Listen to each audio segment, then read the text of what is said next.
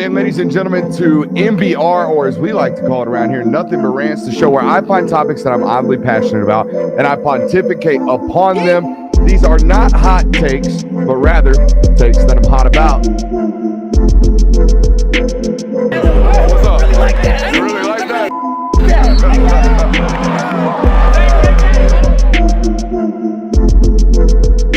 Let's shut up and grind some tape. What is up, ladies and gentlemen? Welcome into the Film Guy Network on a terrifically tantalizing Thursday evening. Love me a good little alliteration, boys, to start the night off. It is our last show of the week. It is our best show of the week. You guys know how we do it. First week, we've had a four-shower, right? A Monday, Tuesday, Wednesday, Thursday show this week, or show plan, I should say, this week. And that's how it's going to be here on this network all the way through January. So if you found us, if you stumbled upon us, and you're like, man, I really like these guys, guess what? We will be here 8 o'clock and 10 o'clock, Monday through Thursday, the rest of the college football season, all the way past the national championship football game. So we've got a loaded season for you guys and a loaded show as usual for you guys tonight. And I want to start right here. And let me tell you what, some of you watching tonight, you probably think the summer's hottest topic or the summer's most watched event or summer's biggest headline is the Olympics, right? You might be thinking that. Some of you might be watching this and you might think the biggest storyline this year might be the election. Some of you people watching this might think the biggest story this summer is Joe Burrow going with the Slim Shady haircut. But all of you would be wrong. All of you would be absolutely 100% wrong. The biggest storyline all offseason and certainly all summer has been the absolute meteoric and historic heater that Paul Finebaum has been on. As a man who delivers takes for a living, the takes that Paul Finebaum has given over the last 6 months make me question whether or not hot takery was incentivized in his most recent contract with ESPN. It is absolutely insane. Let me just read off some bullet points of the hot takery that has come out of the mouth of Paul Finebaum over the last 4 or 5 months. He's fired Dabo Swinney. He's fired Ryan Day. He's fired Lincoln Riley. He's put Michigan in the playoff. This man is on a meteoric heater, and he gave us another one today. Today's hot take of the day from Paul Finebaum. Finebaum's fiery takes were delivered via ESPN, of course, probably via First Take. It's not surprising to me that most of these hot ass takes have come via First Take because that's where you go on ESPN to deliver some hot takery. The latest hot take, it would be an absolute, quote, disaster in year one if Kalen DeBoer and Alabama does not make the college football playoff. Disaster. A little bit of a poor choice of words, in my opinion, for Paul Finebaum. And I have a variety of reasons why, right? Bama's got a lot of tough football games on the schedule. A lot. I mean, as does every other SEC football team not named Missouri, like the rest of time. Okay, so if you're in the SEC, no more bitching about the schedule because there's no divisions left, which means you're going to get the shit into the stick pretty often nowadays in this conference because it's really, really good. And you're not just going to be able to hang out in your division that hopefully you've, reach the supremacy of. That's not allowed anymore. Everybody's got tough slates. But if you just look at Bama's this year, you get Georgia at home. You got to go on the road to Tennessee, Missouri at home, on the road to LSU and Oklahoma, and you get Auburn at home.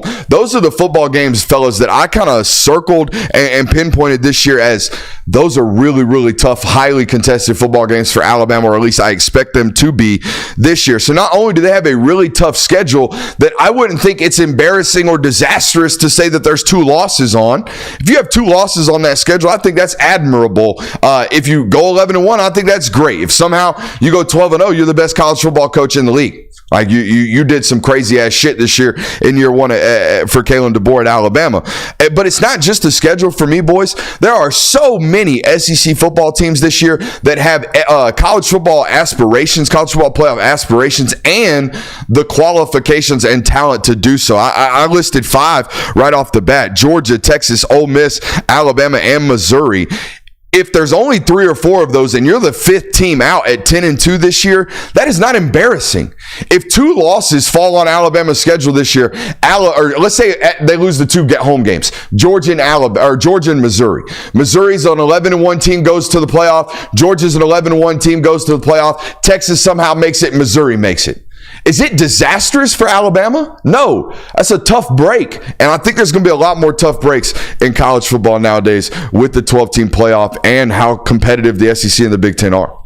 I feel like you don't do this with any other job. I don't think you pin these expectations on any other first-year head coach at any other program. Just because it's Alabama and just because of their recent history or their long line of history under Nick Saban, that doesn't mean that we need to put these high expectations on a first-year head coach, because I don't even think that this would be the expectation for a first-year head coach at Georgia if Kirby Smart were to step down right now. I don't think that would be the case, so I don't think it's fair to do that to Kalen DeBoer either. I don't understand why this would be a disaster. It's year one, first of all, and he's recruiting very well. Like, doing that and then turning around and saying, yeah, I think Michigan could be a playoff team this year, and not alluding to the fact that it would be a disaster for them not to make the playoff when they've made it 3 years in a row. They were the national champions last year. Michigan and Alabama are in similar situations, not obviously with all the allegations and the suspensions looming, but the fact that they're in their first year as head coaches, they still have a fairly talented roster, although a lot of it did leave. Like, why is it not a disaster for Michigan at the same rate? That's honestly a great counterpoint that I hadn't even put my mind to, the idea that Alabama and Michigan are in relatively similar situations, except for Sherrone Moore's a first-time head coach. Right. DeBoer has done this, just not at the rate or at the level that he's being asked to do now.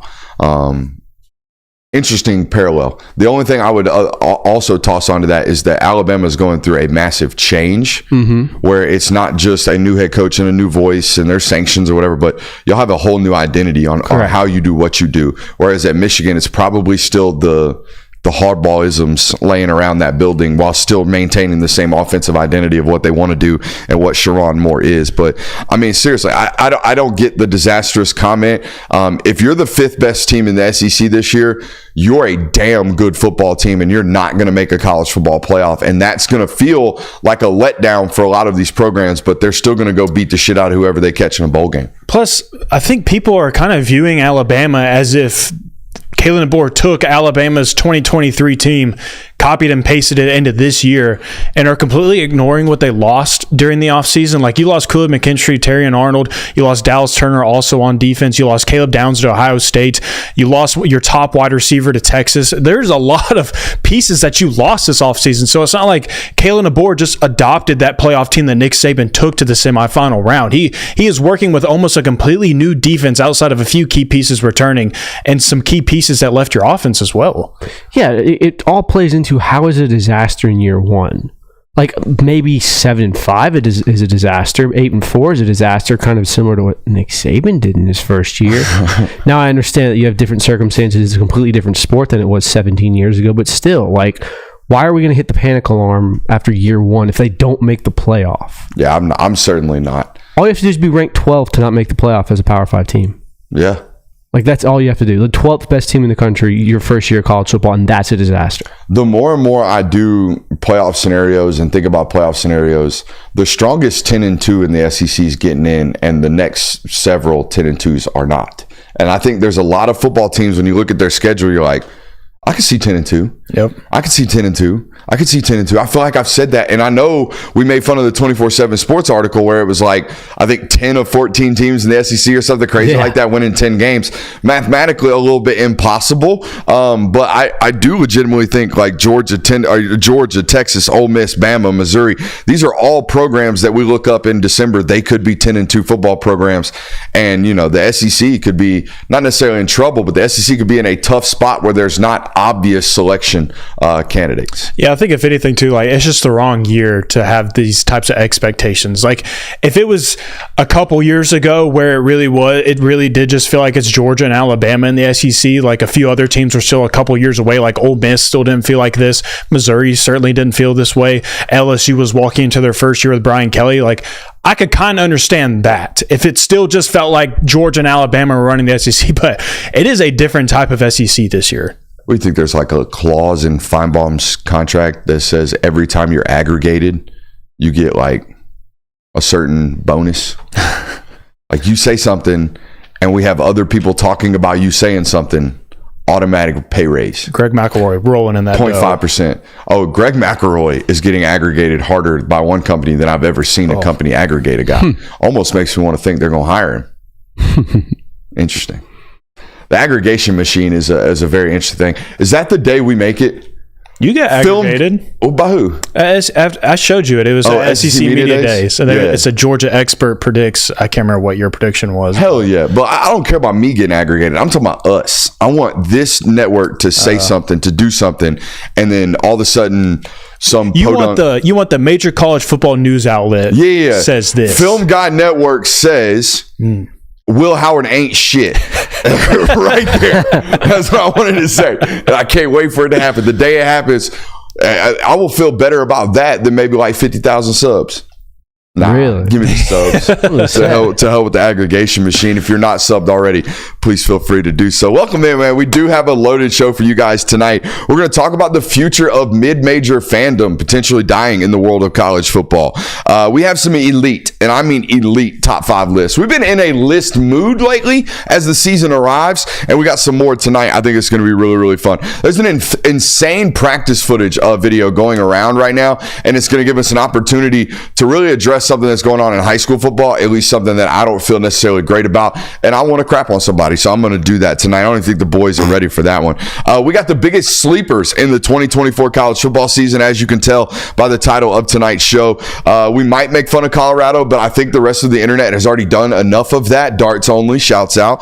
Top concerns for the top 10 defenses, or top 10 football teams in college football. We'll talk about that tonight, but first and foremost, I want to ask you guys to make sure you're hitting that thumbs up button, like, subscribe, and rate and review, and all that good stuff. Numbers say about 45 to 50% of you, I don't even think it's that high. I think it's like 25 to 30% of you guys that watch these videos are not subscribed to the platform, so please feel free to do so. If you miss any portion of tonight's broadcast, it will be readily available, however, wherever you catch out your podcast. I also want to give a quick shout out to our friends over at Better. Better is now offering college football props. Enter more than or less than key stats on college football players. You can now play in up to 23 states, including the fine state of Georgia. Better is matching first-time deposits up to $250 if you use the code Brooks today. Click on the link in the description of this video. Super glad to have those guys over here. I am a fan of prop plays, especially when, as being the film guy, thinking that I can kind of identify where certain matchups are in football games. I feel like I have a good intuition on where things might lead, where matchups, where certain game plans might be fortuitous for certain individuals. It lends myself to finding myself betting on more props than maybe some other straight line plays, and Better is the place that I do that nowadays. Head over to Better with our private link in the description of this video, and you will get 100% deposit match up to $250. Appreciate you guys. Appreciate Better. Let's get on with the rest of the show. Great time to be here. Great time to be in college football. I have been on the network, and I said, I think we were doing something about a segment of things we're most excited about this college football season, and my answer was the growth of college football. Okay, I think that the big boys and the big story topics and the big headline news notes and items in the world of college football now are larger than ever. I feel like there is more to talk about and more people listening and more people waiting on bated breath for what is going on in the world of college football than there ever really has been. And I think the expansion of the 12-team playoff is going to give us more important games and more noteworthy football games and more interesting matchups and things like that. And I've been very bullish on the future of college football. And then I read an article from Jason Williams out of the Cincy Inquirer today, and it provided a different perspective of the expansion and realignment of college football that I certainly have not lended thought processes to, and that is the mid-major world of college football, where the local Marshall University fan that has grown up in West Virginia in the foothills and loves the Thundering Herd and lives and sleeps and breathes with Marshall football. And I know this might sound like something that's crazy, but believe it or not, there are portions of this country where these people reside, right? Where Western Kentucky Hilltopper football is everything. There is somebody that's been to every single UTC Chattanooga game in the last 25 years. I guarantee you can find him, okay, or her. There are people in America that really, really fantasize and romanticize mid-major and small market football teams. And those people are having a really, really tough time right now because no different than your roster at Ole Miss is turning over with new, fresh talent and new, fresh faces and new prospects, and your Georgia Georgia roster has 40 new faces and your Alabama roster has 45 new faces, those are people who have chosen to go to that place. All right. They have arrived with anticipation. They have arrived with hype around them. You, as a fan of that big market football team, have hope and aspirations for that individual. However, the moment a Marshall football fan has a great football player nowadays, his biggest fear is, when is that guy going to leave my roster? When is that guy going to be gone? When is Ohio State going to come in and pull Cincinnati's starting quarterback out? When is Michigan going to come through and nab off my left tackle that's really, really great at Marshall? When are my great players going to get inevitably plucked from my program? Because it's certainly happening at a rampant rate. And what you are finding is these people who used to know Marshall's entire roster now no longer know a single player that just showed up in the last 24 months or last 12 months, because they can't identify with any name that was on the back of the jersey. Whereas used to at Marshall, all you had was the name on the back of the jersey. All you had was the fifth-year senior that you've become accustomed to knowing, right? All you had was the report from your football team. All you had was hoping that your team could get put together with enough consistency that maybe in year 4 or year 5 of that really, really promising signing class that you had from 2019 might be great this year. All those storylines and all those pathways to fandom are no longer available for mid-major football. And boys, I think we're going to see a massive decline in the very near future in just something as simple as baseline attendance at some of these mid-major markets and programs. Yeah, I know one of these fans. Morgan's grandpa is a diehard Bowling Green fan, and he goes to every home game. And over the past few off seasons, every time I see him, he complains about, well, we had this great wide receiver, but he's now here, and he feels like his roster gets pillaged every year. Now, he still supports his alumni, as he should, but it is kind of sad to think about that those fans and those teams, they're more so like the expanded playoff was pitched in a sense to where people felt like this was going to open the door for those types of teams, for these smaller market teams. But in reality, there is a world where it actually hurts them more just because of everything else that is going on, not because of the expanded playoff, but because of just the nature of college football, the transfer portal, and everything else that is more desirable at other programs. It's very interesting to see because you don't really consider it taking place in some parts. You also think about it, well, this also happens everywhere else. There's players, it might not be starters, might not be your superstars, but every year there's someone on the Georgia 2 deep where you go, well, this guy didn't start a lot this year. Hopefully they can hold on to him. So I don't know if it's necessarily, it certainly is hurting the mid-majors like we've mentioned, but I think it's hurting all of college football, and I don't see the sport as a whole deteriorating because of it.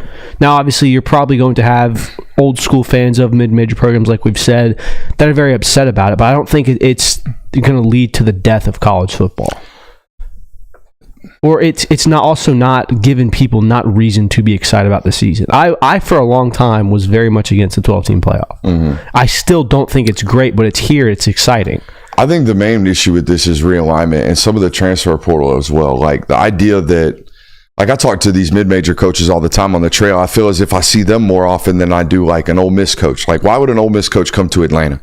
They're going to sign 18 high school kids. 7 of them are going to be from the area, whether it's close to Mississippi, Louisiana, East Alabama, West Texas. Like, they're not coming to Atlanta, first and foremost. Even if they did, maybe they did when they were signing 30 kids. But now that they sign 18, 19, 20 kids, they ain't coming out here. So most of the guys that I see are mid-major football coaches out on the trail all the time. And the amount of times I hear, they almost sound defeated. It almost sounds like the energy and the willingness and the want to make kids better is no longer incentivized for these guys. If you're coaching defensive backs at James Madison and you find a damn gym out of Northeast Georgia that nobody knew about and you just believed in him and he was 6'2", 165 pounds, soaking wet, all right, but he's really, really athletic and smooth, and then you get him to college and you put him on a real food and nutrition program, and now all of a sudden he's 185 pounds and he's starting for you as a true freshman, and then next thing you know, the spring, he's gone. Like, what is the incentive of actually going out and do that nowadays for James Madison? Because even if that kid does great, they're not going to be able to afford to keep him. And on the other end, I don't fault the kid, because you can't tell me that Jared Verse's life was not changed by leaving Holy Cross and going to Florida State, because it was. All right, that guy doesn't become a first-round draft pick if he ends up and stays in Division II football. And it's not his fault that he was overlooked out of high school. And it certainly should not be rewarded that he worked his way into blossoming into this player that was worthy of a Power 5 scholarship or worthy of Power 5 pillaging. I don't know the answer to this. I really don't. I think the only answer is regulation and making sure that when you sign a letter of intent, when you sign over for your scholarship, when you sign over your national or your name, image, and likeness, or whatever regulation we have coming, it's got to come with some type of time limits and contract limits for how long you're supposed to be there. Because I think if you keep these guys guaranteed to be there for at least a year, we solve some of this. All right, but this whole idea that a Division II kid like Kyle Morlock from Shorter. All right, Kyle Morlock is a kid from Shorter University that was a two-time All-American out of Podunk Shorter. Team didn't win a damn game, but Buddy was putting up numeros, and now all of a sudden he's down there at Florida State. They had another guy just like this last year playing offensive tackle. They found him out of DeKalb County, developed him, cultivated him, made him a great football player, 2-year starter in Division II, gone immediately. So I don't know what the fix is here, except for this is the cold hard reality of the fact that we are becoming more and more and more and more aligned with professional football and professional sports in general. Because guess what? Every time the Kansas City Royals draft a great player, develop him in their farm system, and then he becomes an all-world football or baseball player, the sumbitch ends up on the Yankees. Like, it's just the way it is, right? Same thing. The Washington Nationals do it with the Soto guy. Guess what? Yankee. All right, it happens in professional sports left and right. It's coming more and more to collegiate sports. And honestly, I think Nick Saban was right when he said the rich will get richer. I don't think he envisioned multiple rich families. I don't think that's what he envisioned, because right now we got about 15 really, really rich football programs, and they pillage the rest. Yeah, you don't get the Randy Moss at Marshall or the Roddy White at UAB. Hell no. Anymore. You don't get those. Which is unfortunate. I mean, that's part of what makes college football so special, because you can have these stars come out of nowhere teams relatively and then go in the league, and they represent those colleges very much so. Like, there are still UAB fans to this day that will talk about watching Roddy White and then watching him in the NFL. So, who's the last example of this? Of just a 5-year or like a 4-year mid-major? Yeah, just a mid-major truther. I mean, I got a couple in the top 5 grassroots football players that we got coming up next. I think it's a good transition, honestly, because we just got done talking about how this is just the standard, that if you're a great player and you're at a less than great program, you have a more than likely chance of being pillaged and being taken out of that less than great program if you're a great football player, which made us think like, hey, if you had to put together a list of the top 5 grassroots football players in college football today, what would your top 5 list be? In other words, these are football players who had every reason in the world, whether it be because their team is not very good or whether it be because they could have gone out and made millions potentially by entering the transfer portal. These folks chose loyalty over whatever else was on the other side of that fence. I have my top 5 list if you guys want it. Ooh, Let's I got hear one it. too. All right, here we go. Top 5, number 5, Ohio State's entire front 6. Did you know that Ohio State's entire depth chart, if you play defensive end or linebacker, you were originally recruited by Ohio State? They don't have a single transfer on the entire depth chart. 3 deep.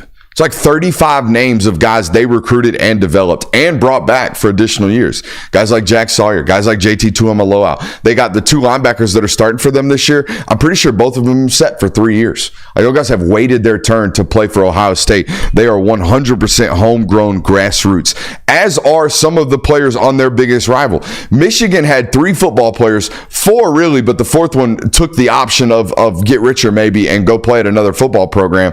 I thought Keon Saab, Donovan Edwards, Mason Graham, and Will Johnson were the biggest names that should have been in the transfer portal the moment Jim Harbaugh dipped out, because we all knew sanctions were coming, investigations were coming, things were coming, and oh, by the way, your head coach is leaving you, taking the entire staff and like 17 or 18, maybe 19, 20 seniors off that roster. These guys could have made a lot of money. Will Johnson could have pulled down 1.2. I have no doubts out of the transfer portal. With the way that defensive tackle tackles were being heavily sought out in the transfer portal. Mason Graham could have pulled down over $1 million. I guarantee it. He's the best defensive tackle in the sport potentially this year in college football. All right, and you go on down the list. Donovan Edwards could have 100% found himself a bag in the transfer portal, chose to stay out there at Michigan. Number 3 is kind of the line of where we were going with the mid-major guys of, hey, how in the hell did you manage to keep him? Because I know it wasn't with the checks from the NIL collective, and that's our guy Ashton Jeanty.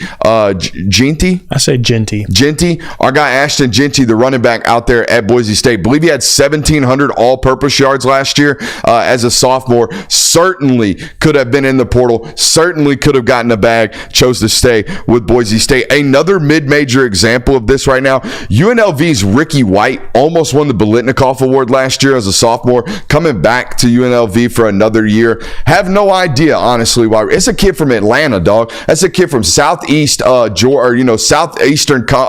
America, and chose to stay at UNLV when, again, that dude could be anywhere. That dude could be starting for Ohio State right now, to be honest with you. That guy could have gone anywhere and chose to stay at UNLV of all places. Oh, by the way, his quarterback left. Like, his quarterback up and dipped out. And he's just like, you know what?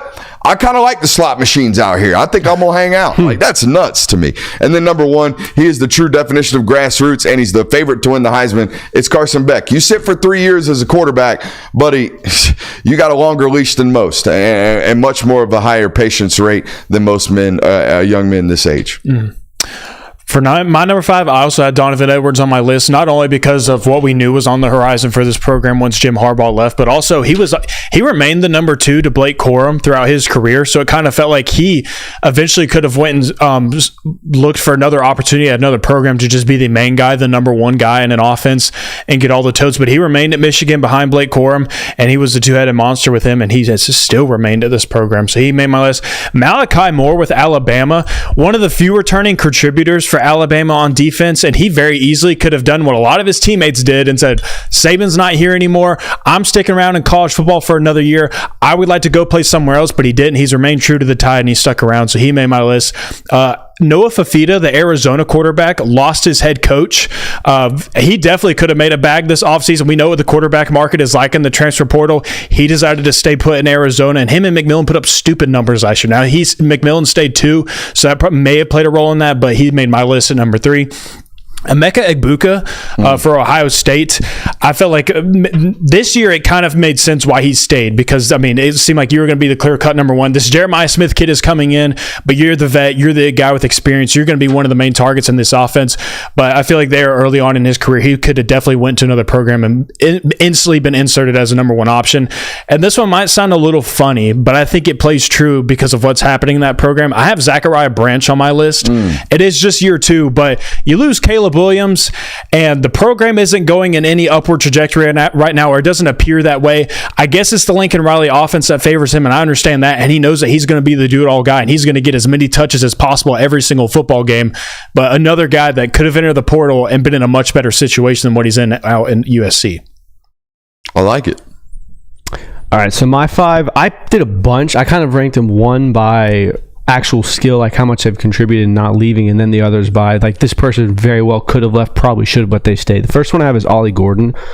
Oklahoma State, it's a Power 4 team. It's a solid team, but let's be honest, like, Ollie Gordon could have made could have gone on a very different roster, similar to what Quinshon Judkins did, even though Ole Miss was a contributor. So stuff like that. I then went with Deion Walker, Kentucky defensive tackle. I think that despite being in the SEC, there are probably some other schools, especially with the defensive tackle sweepstakes going on this offseason.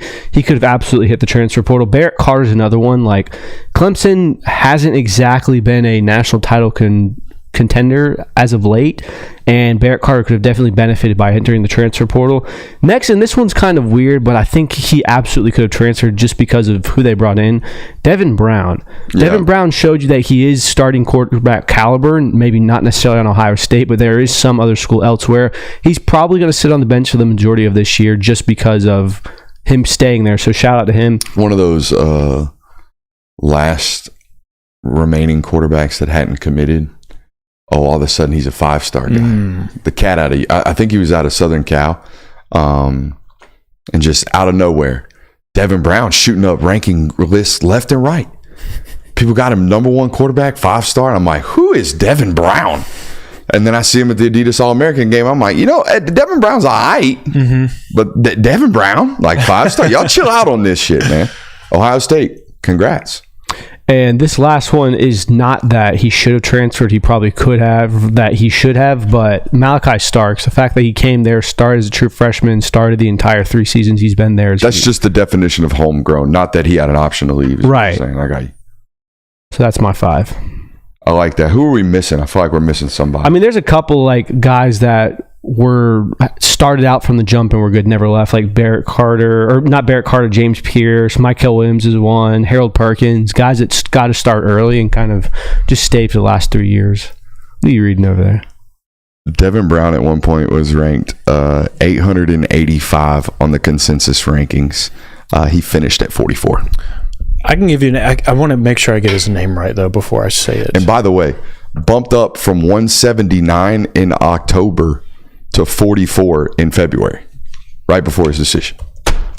They don't hide it, man. They don't hide this stuff at all. If you really pay attention, but you got to pay attention.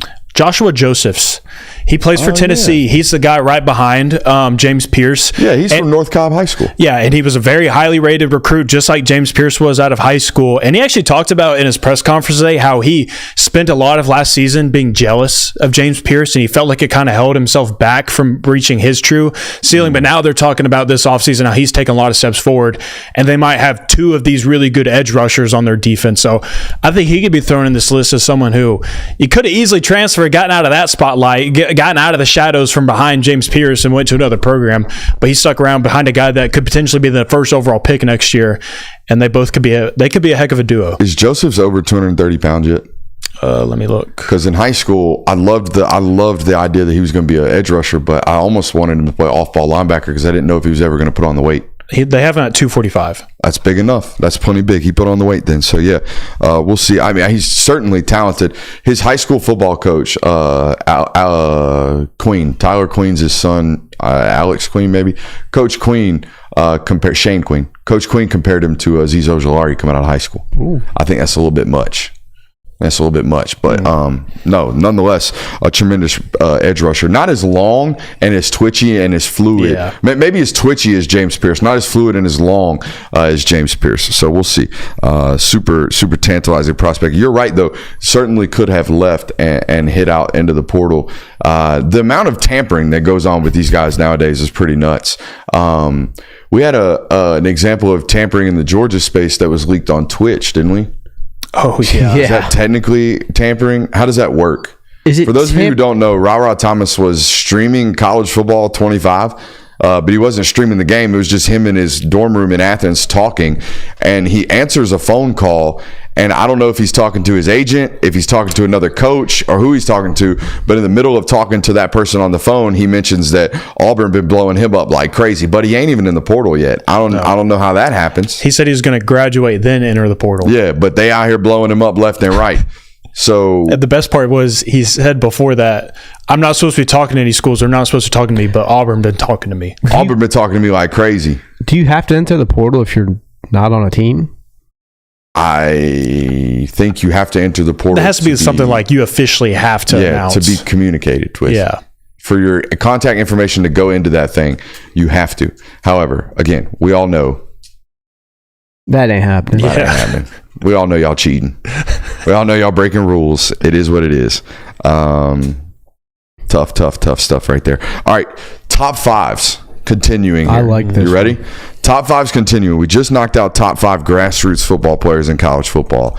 And all 5 of these next names on the next list are more than likely grassroots football players. These are the top 5 football players that connote one's childhood. Okay, when you think about childhood, waking up on Saturday, okay, 6, 7, 8, 9, 10 years old, however old you were when you fell in love with the beloved sport of football, who were those football players that made you think about football today? As you are an adult, who are those childhood football players? Who wants to go first? Our time ranges on this are going to be totally it's going to be different, very by the way. different. Me and Jay will probably be similar because we're only 1 year apart, but yours is going to be different. I want to hear what yours is. All right, so I'll go with mine. We'll go 5 up to 1. Number 5 football player that makes me connote college football, Noshawn Marino. I thought him jumping over that Chippewa from Central Michigan was the best football play I've ever seen in my life at the time. And then the dive from the 7 against Arizona State was just like, what in the world am I watching right now? Now, it was kind of unfortunate looking back on it now as an adult where he doesn't rank and match up like I thought he was at that time. Like at the time, I thought Noshawn Marino was the greatest football player of like ever. It's like, y'all had Herschel, we got Noshawn. How about that? Like, no, it didn't work out like that. It didn't turn out like that. But nonetheless, Noshawn Marino makes the list. Now, number 4, this guy's on the list because he was the first football player that connotes to me highlight film. Like, that dude's highlight film was absolutely absurd. It's Jadeveon Clowney. Jadeveon Clowney's highlight tape was absolutely bonkers. It made me just have such anticipation for what he was going to be as a collegiate football player. That was insane. Vince Young makes the number 3 on my list. I was telling you boys, I know y'all were very, very, aren't much younger than me, but you are slightly younger than I. So the Rose Bowl in 2006, I believe that was, between Texas and USC. You guys were a little too young to like fully remember that. That was my first football game of like really, really falling in love with the pageantry that comes with college football. I've always loved the sport of football, but we all know this. This is why you're here tonight. It's why you have a unique love and passion for this sport. The pageantry around college football is unlike anything else in American sports. There's some inklings of this in European soccer, but with regards to the whole town coming together and the whole universe and the whole community of college football tuning in and paying attention to one day, that Texas USC game was the definition of collegiate pageantry. You had the Rose Bowl, you had Vince Young, you had Matt Leinart, you had USC, you had Texas and USC being these two programs that were kind of battling for supremacy in the early thousands and early aughts. And then, oh, by the way, just a television broadcast of all of that. Brent Musburger on the call. You got the whole pregame. I was telling you guys about this. There was an entire 15-20 minute ESPN spoof of a Tom Rinaldi segment with Will Ferrell and Matthew McConaughey. And the whole pregame show was 3 hours. It was just, man, it was like mainlining college football, and Vince Young played a major role in that. David Pollock comes in at number 2 for me. I think I've told the story about getting in my first fist fight over the number 47 on a rec league football team. Shout out to the Beulah Bulldogs.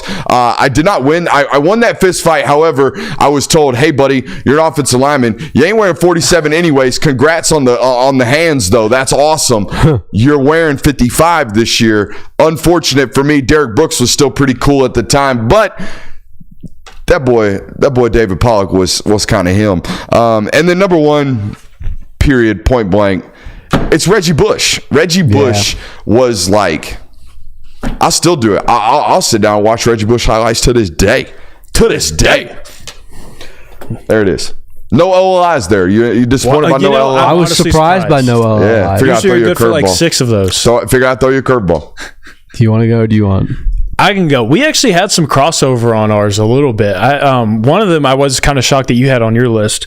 Number 5 for me, Justin Blackman, Oklahoma State wide receiver. That's forever going to be one of the most obscure. That was so obscure for me as a kid to be watching Oklahoma State football. But shout out Todd Monken. Shout out Todd Monken. Once I found out how much of a cheat code he was in the NCAA games, every Saturday I have to find out how I can watch this Oklahoma State game because I want to watch Justin Blackman ball. Number 4, I also had Jadeveon Clowney. It was just mesmerizing to watch a man that big dominate everybody. Bro, the first clip is a kick return for a tud. The second clip is him tipping a ball and picking it off, taking it back 98 yards for a tud. The third clip is him in I formation, taking it 75 yards for a tud. He's 6'6", 250 pounds. Those poor kids in South Carolina high school football were shitting down their legs. In college, grown men were crapping down their legs playing against Jadeveon Clowney. So he came in at number 4 for me.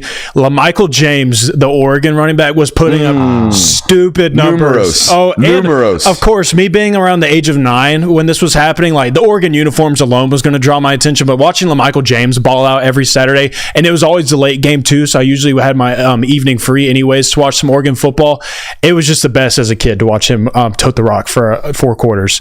Number 2, RG3. Ooh. I mean, enough said almost right there. Yeah, I was older by this point. Yeah, that was more towards like I was middle school age, so like I almost didn't put him on my list, but RG3 was one of those players. It was a must watch for me every single drip weekend. on RG3 was immaculate. The aura. Yeah, the aura too. Yeah. I love how didn't he have a glove on his left hand with a sleeve on his right arm? Yeah. Yeah, that's some drippy shit right there. Always in an Oakley visor too. Yeah. Those Baylor unis at that time were crisp as well. Yeah. This is a good call right there. Good shot on RG3. And then number 1 for me is No Sean Marino, because that is what I attach like the birth of my college football fandom to. It is what I attach. Like I can still remember me and my friends running around in the yard talking about, I'm going to No Sean you. Like we're just like, I'm going to do you up like No Sean. Like that is what I did as a child. So No Sean Marino is number 1 for me. That's a good one. I like that. I did 3 OLIs because there were so many that popped into my head for this. I took after you. This guy's learning. I like it. Quick study. OLI number 1 is DeAnthony Thomas for the similar reasons why you have LaMichael James. Just those speedy Oregon backs of the early 2010s where they would put up 70 points on an FCS team and you'd be like, oh my God, this is the best team. And it was also, I don't know if you remember this fashion, but during the Nike highlighter era where you had Nike Elites, everything was neon. So that very much sticks out to me. Oh my God, Nike Elites. How old were y'all when Nike Elites were a thing? Late elementary school, early middle school. Like 5th grade, 6th grade. I was already in high school, and bro, if you didn't have Elites on, you were you might as well not show up to school. You were broke. You should have seen what my mom made fun of you. You should have seen what my mom said when I asked her to get it. And she goes, $14 for a pair of socks. So mom is dripping. Hell no. The worst is when you would ask for them and then they bring home the Under Armour. You get the old not even bro. Nah, man, we can't be rocking that, bro. Old Navy Nike Elites and one made them. One made Nike Elites. Yeah, little fake Shaq on that thing. Yeah, dude, Old Navy's was just a stripe up there. One stripe. Hell yeah. It was so disgusting. Bro, it's the same thing though. That's how lit Nike Elites were. The Old Navy was out here making ripoffs. That was like crazy. I think Nike Elites were the first time I became like conscious of like material things. Of drip. Yeah. Yeah. Like when you get made fun of for your socks, that burns you to your soul. Bro, I went to a school where we had a uniform, right? And people would wear Nike Elites that matched the polo that they were wearing that day. Yes. Very much so. Crazy time. They were so elite. A pair of Sperry's with some Elites. And you had to wear shorts all winter long because you had to show off your Nike Elite socks. Pants were not Vineyard Vines and Nike Elites, bro, just had a chokehold. That is diabolical, bro. Vineyard Vines topped with some Nike Elite chokehold on the Indian Elementary School. Oof. Moving on, this running back was someone that I thought was almost untackable, and I was sure that he was going to be a massive hit in the NFL. Was an absolute bust. Trent Richardson for Alabama for me. I remember him being a monster. This guy kind of speaks for himself, has a nickname, Tyrann Mathieu. His years at LSU. Now we're getting into my top 5. So this was the first college football player I remember dreading having to watch my team play. And dreading and hoping that he would fail against all the other teams he played. Now, he, of course, grew up to be a fantastic role model and all that. Tim Tebow. Tim Tebow, of course. If you didn't sarcastically Tebow. Oh, yeah. You know? Oh my God. Exactly. You know how many random-ass photos I have for me in high school on my Facebook page? Just like sarcastically in the middle of a McDonald's parking lot. Hell yeah. Hell yeah. This next person was the entire reason my entire fourth grade class, all of recess, would go around just trying to make one-hand catches. That was our game in recess. AJ Green, the catches he would make, kind of just incredible. I can't read chat, but it's I'm dying because I'm just envisioning how like we all had the same drip. Here was my drip. You ready? I would go like if I had a yellow polo with a blue polo horse on, I would rock a blue undershirt the same color as the polo, and then I would rock diabolical. Then I had a Milwaukee Brewers hat that, you know, at the time, getting something stitched on it was the shit. Yeah. Okay, so I have it stitched, rocking the Sperry's with the Nike Elite. Swag era, and bro. Jeremiah points out a great point. You guys are probably a little young. Fighting necklaces and fighting bracelets. Dude, I used to oh have my 8. God, white people were crazy about them things. Oh yeah. Dude, I got to there was a small period of my life where every single article of clothing had to match. I'm talking red Nike graphic tee, red basketball shorts, red Nike Elites, and red shoes. This is called granimals, where you match the gray elephant with the gray giraffe, and those guys are paired, and that's how you teach kids color schemes. Yes. Granimals. I remember that. Yeah. Number 3 is also a guy that I think is one of the more iconic players of the 2010s, Cam Newton. Plaid shorts. Andy, goddamn. Plaid shorts. I had one pair of plaid shorts, and I about shit on my mama the first time she brought them home. I'm like, what are you doing? No way. You're wearing them. I don't care. Cam Newton at number 3 for me. Number 2, this one's also obvious, one of the most iconic college football players ever. The definition of aura, Johnny Manziel. My number 1 list, though, and I'm very glad neither of you said this, because this is the one college football player. No. Close. Good idea. Let me introduce it. This is the only college football player I can think of that is synonymous. You instantly think of him the second you hear a song. Hell and Back by Kid Ink. Oh, see, you're doing the Tavon Austin. Tavon Austin. Yeah. You don't understand how much of a chokehold Tavon Austin had on 6th grade Christian. I would wake up once or twice a day, just watch that highlight tape and watch it with all your friends. It's so much fun. Tavon Austin is the epitome of a childhood college football athlete for me. People still talk about it to this day. Were you too old for that? No, I wasn't too old for Tavon Austin. I was just more of the that was after Pat White, right? Correct. Pat White was I was more Pat White. Pat White was like mid 2000s. I was more Pat White with Noel Devine. Yeah, those are my West Virginia Mountaineers. Yeah, the ones that got Alabama that one time, didn't they?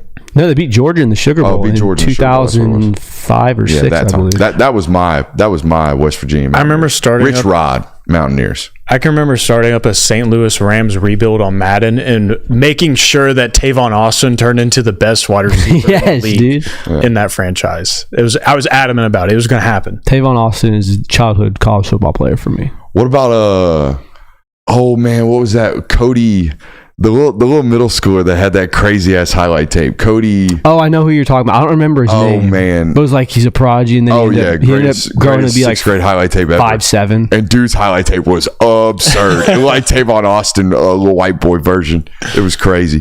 That Cody Paul knew the chat had me. Cody Paul was him. I think Cody Paul ended up playing like Division II Minnesota football. So he never grew. Unfortunately, yeah, Cody he Paul ended up being like 5'9", I think. You think he's related to the Paul brothers? No, he would be viral by now if he was. You're right. Top 5 childhood players. Would love your submissions in the chat and in the comment section as well. Appreciate you guys being here. Make sure you're hitting that thumbs up button, like, subscribe, and rate, reviewing. We got several segments left. Don't feel like talking about the App State video because we're already pinned up on the timeline. But here's the deal. A player at App State ripped the offensive lineman's helmet off, and then Myles Garrett did Mason Rudolph over the head with it. That wasn't the worst. That was aggression. That's bad. Like, there's no place in the sport of football for that guy. Maybe potentially you suspend him off your football team. Whatever. That's not what I want to talk about tonight. I want to talk about that horrific video I've seen on my timeline the last several days of those Hoover, Alabama high school football coaches. And I'm gonna be honest with you. I don't know a damn thing about either one of you, but you wouldn't be coaching my sons. You would not. I would not allow you to coach anywhere in my vicinity. You would not coach in the state of Georgia without me being up here calling you what you are, which is a little bit of a coward. And the head coach who was humping the face of a young man on the ground, you're just flat immature, and you should definitely not be leading young men. You definitely shouldn't be. The defensive coordinator that was so upset with a young defensive lineman that he went over there and hit him in the face so hard that he knocked him over and ripped his helmet off. Yeah, well, buddy, you got no room. Like, you can't control your emotions. There is no area for you to be coaching young people in the sport of football. Okay, zero spot for it, zero reason for it. I wanted to talk about it, wanted to address it, just so I could raise my blood pressure a little bit, because I thought it was some chicken shit I saw on my timeline. Biggest sleepers in 2024. I don't know how you want to go about doing this. I got a variety of ones, and I'll give you an example to set the precedence for this segment. Ready? So biggest sleeper in 2024 for me, I think Vegas and all of their gambling odds, including BetUS and Better, our partners, they are absolutely sleeping on the dynamic intel that I gave you on Caleb Downs back in February. The dude's going to win a Heisman at some point at his time during Ohio State. I think he's one of the best defensive players in the country. He's also one of the best all-around football players in college football, and he's going to get offensive snaps on top of adding into the special teams roles via punt returner and kick returner. I think whatever odds, the moment they pop up, get it right now. Get it right now. I think Vegas is sleeping on my intel. I like that one. That's a good one.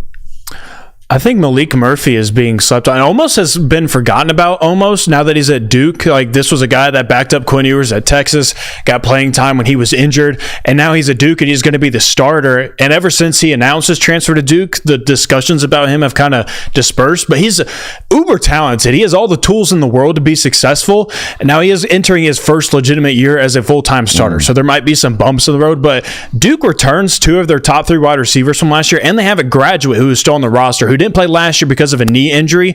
So they got tons of experience in that wide receiver. I know the face you're making. I know Bro's doubling down on Dookies. I'm not 2 years doubling in a row. down on That's crazy. Dookie. Just Malika Murphy. I feel like that. Bro's dropping a double Dookie on the show. Can you believe that? Sir. Nothing wrong with double Dookie. Ain't nothing wrong with it. But I just feel like nobody is mentioning Malik Murphy at all this offseason. I want to see it. I mean, yeah. Lord knows he's talented. Like, in terms of, like, he might be Anthony Richardson talented. Dead ass. Like, that guy is that physically touched by the good Lord above. But gonna have to put it together. I would assume there's a reason why he didn't win that job out in Texas. Sure. Or at least I would assume there was a reason they sought after Quinn Ewers as heavily as they did in the transfer portal, despite the fact that Malik Murphy was in the same signing class coming out of high school. Mm-hmm. So just something to pay attention to there. Absolutely. I have Haynes King on my list. I think that he's not going to be... Damn it! Did I take yours? Just like the whole roster as a whole, like the whole team as a whole. I originally was going to put Georgia Tech, but then it would be all teams for me, so I just went with Haynes King. So I'll just hammer on Haynes King. How about that? Well, go ahead. I think that with all the quarterback hype that's given to teams, he's kind of gone under the radar. He's going to be a problem for a lot of defenses he faces this year. He's not going to be a Heisman caliber, I don't think. I don't think he's going to be a first-round pick when he's all said and done, but he is going to be a very, very good quarterback, and he's going to cause a lot of problems for defenses, and he's not getting talked about enough right now.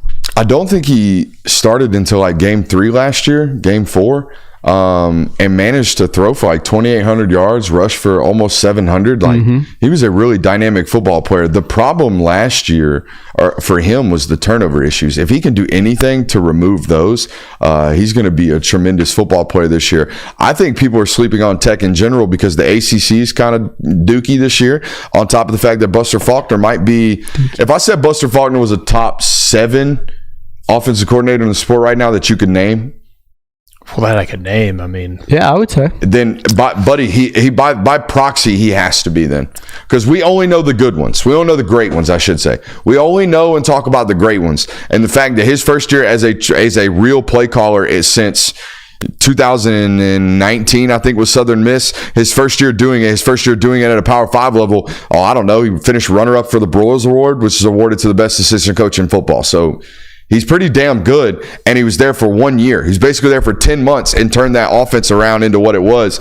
I think, given some time and given some maturation processes with Haynes King, because I think people forget Haynes King is an older guy, right? He's been around college football for some time now, but there ain't a lot of playing experience for Haynes King. He was a really highly touted high school recruit, goes to Texas A&M. I'm pretty sure he redshirts for a year and then looks promising in his first start. Then his second start, I think it was against Colorado State, has his damn knee blown out like nobody's business. So, like, it ain't been a lot of playing time for him. Last year was the first time he's really had an opportunity to, make some improvements. I have Zachariah Branch as a sleeper for the Biletnikoff Award this year.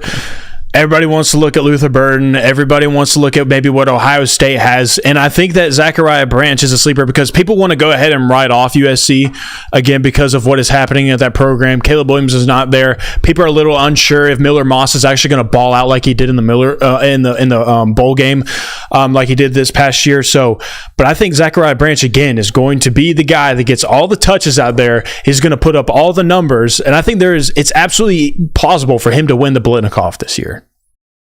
Are people sleeping on Miller Moss? Or is Miller Moss properly rated? What is the expectation? I don't know what he's rated this year? I don't know what he's rated yet. I don't know. Because I did the thing. I remember sitting down in Miami and being like, bro, Miller Moss. I remember watching Miller Moss at Elite 11. Miller Moss ain't about to come out here and do no fancy shit. 450. Bowl game record. Tuds left and right, head tops all over the place. Miller Moss was him in that bowl game. Maybe Lincoln Riley's quarterbacks are just going to be them. And it's your job to figure out whether or not they're actually NFL talented. I mean, I will say this has been the least hyped Lincoln Riley quarterback we've had in 8 years. So since he's been a head coach, so I guess if he can turn this dude into a guy, is what I'm saying. If Miller Moss goes 4,200 yards, like that dude can do it with anybody. That's a good hype. I don't want to drag. We're already behind, so I don't want to drag a show. But that would be a good hypothetical question at one time. I've been beating this drum for a while now, so I'm going to continue to beat it some more. In a league where everyone's talking about Utah and Kansas State, the Kansas Jayhawks are being criminally slept on. And I think we made people wake up about it. Hell yeah! I think me and you have done wake our them jobs, up, bro. I think did the books notice? That's what I want to know. I want to know if BetUS figured it out. I saw the betting books doing the thing where they think Colorado has a better shot to make the playoffs than Kansas. So I'm about to find out if they've woken up yet. Miller Moss, top 5 quarterback name? I'm going to say no. Miller Time, top 5 quarterback catchphrase, though. The Gunner Stockton. Miller Time goes right with Jackson Dart. Whatever the hell our chat. Jackson Dart's probably the best quarterback. Books are sleeping, dude. Books are sleeping. The books are sleeping. They got Utah as the favorite, Kansas State second, UCF third, Oklahoma State fourth, Iowa State fifth, and then Kansas. So using our link, go hammer that on BetUS right now. Yeah, go make some money. Yeah, for real. I got one more sleeper. The world is sleeping on my boy Tim Lester. Absolute snooze button. Y'all out here CPAP machine sleeping on my boy Tim. Who is Tim Lester? I had to Google him myself. He is Iowa's new offensive coordinator, and that boy finna revolutionize football in the Big Ten. Psych, I don't even believe that shit. Top 10 football teams in America. What are their biggest concerns? This is our next segment. It's our last segment for the National Hour tonight. We're gonna go through the top 10 list. Here's how this is gonna happen. We're gonna start with Georgia at number 1. I am gonna count to 3 like this. 1, 2, 3, and the boys and I at the same time will name our singular concern we have about that football team. Are we ready for this? Yes. All right, here we go. Georgia, number 1. 1, 2, 3. Surviving the schedule. Surviving the schedule. You said star? Schedule. Both of y'all said schedule. I said Nickelback. All right. Why the schedule? It's just that tough? It's just that difficult. No holes on the roster in your opinion? I mean, I don't think too many people would honestly bat an eye, and it wouldn't be that big. It wouldn't be that big of a deal, or would it be a big deal? But there's a path where you lose 3 games, and losing 3 games keeps you out of the playoff. But if you can survive that 3-game stretch, if you can survive those 3 road games, then you're fine. But it's all about surviving those 3 road games. I think the worst part about those road games is the opportunity for you to get your just head beat in the slot with really, really good weapons. Ole Miss obviously has one in Juice Wells. Alabama obviously has one in Kobe Prentice. Texas obviously has one in Isaiah Bond. That's why I think we share the same concerns. We just share them differently. Y'all's are the schedules. Mine's the nickelback position. It's not that I don't think Jonel Aguero is great. I just think last couple of years, that's the way you get them. If you want to score explosively and you want to score quickly on Georgia, do that right there. All right, on to Ohio State. 1, 2, 3. Quarterback. Losing to Michigan again. Losing to Michigan, quarterback. Yeah. All right. Anti-Will Howard deep state speaks for itself. Why are you worried about them losing to Michigan again? Because if you lose to Michigan after everything that Michigan's gone through with all the roster that they've lost and the fact that this team is arguably one of the best Ryan Days ever assembled. I don't think that's something he can recover from. Now, quarterback could play a part into that, but the reality is that you've lost to Michigan 3 years in a row because you've gotten out physicaled by them. It hasn't necessarily been quarterback play. You've had really, really good quarterbacks in those 3 games. So as much of a question mark as quarterback is right now, I think losing to Michigan is much more damning for you.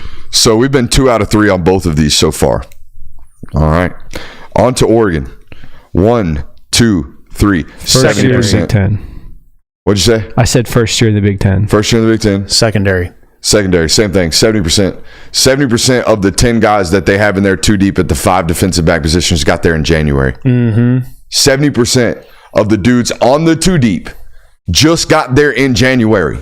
Dan Lanning is a great football coach. Absolutely extraordinary on the defensive side of football. It's why he's making $9 million a year being a head football coach. It's why he got where he is. He is great defensively. However, that's a lot of new bodies and a lot of new terminology for a defense that is not easy to absorb.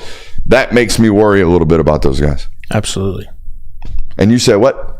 Big Ten. Why is that? Why does that worry you a little bit? Because the amount you have to travel and you're facing unfamiliar teams, it's going to be very hard to not win, but just succeed vehemently in that schedule. So we're still 2 out of 3. Yep. Let's see if we can hit all 3 right here, because I think we might all share the same concern about Texas. Texas, 1, 2, 3. Secondary.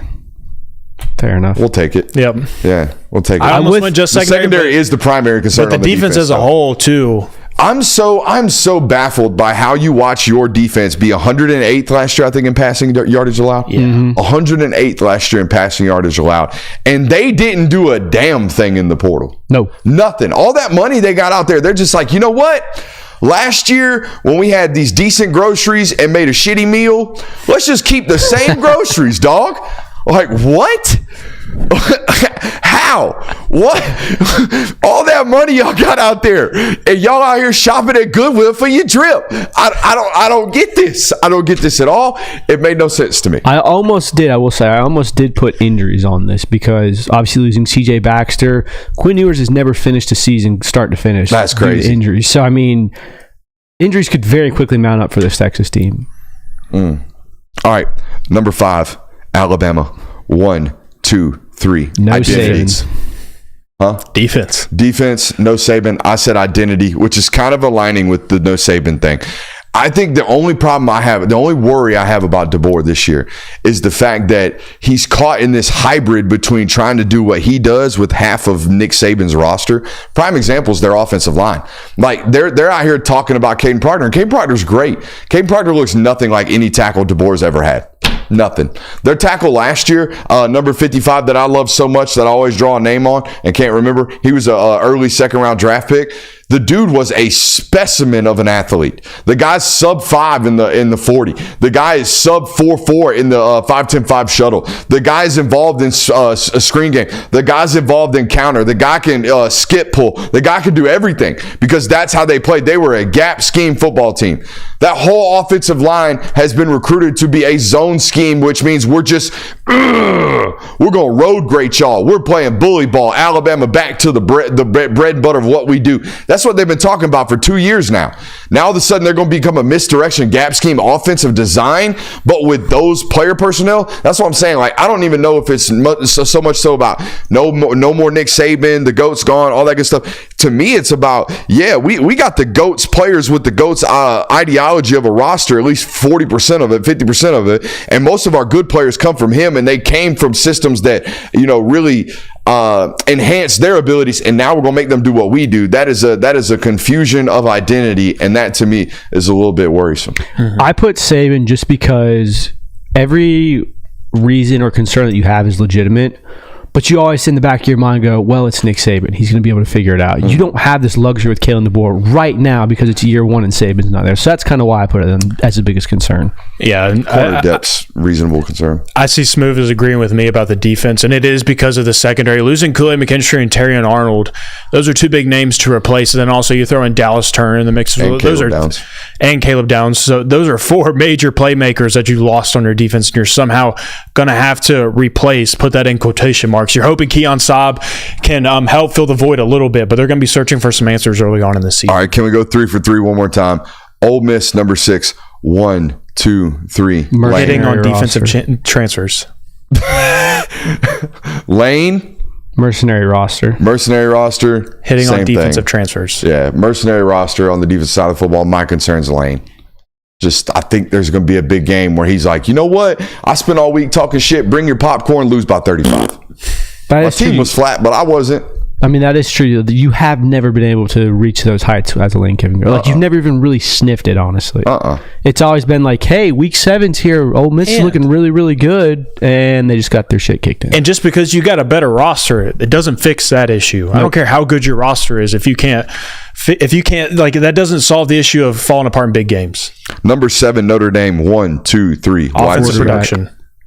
All 3 said offensive production, wide receiver talent, all that good stuff on the outside. Finding a way to be Notre Dame. Michigan, number 8. 1, 2, 3. QB all of it concerns me. Pretty much. All of it concerns me. I think distractions, no longer being able to play the martyr. Like they got to play the world hates us last year. We're going to go win a title and shove it in their face. Like, what do you do this year when the whole world's looking at you like a bunch of cheaters? Well, I think your biggest worry now is your suspensions. Like, everything that's going to happen this year, let's be honest, everything that happens on the field this year will be okay because of what happened on the field last year. Like, after you win a national title for going so long without it, the next season's kind of a wash. What's going to happen in the future is going to be largely dependent on those suspensions they get, if there's any, in the looming investigation. That's the biggest concern if I'm a Michigan fan right now. It's not, hey, what are we going to look like this year? It's what's going to happen to our program 5 years down the road if the NCAA comes out and says something.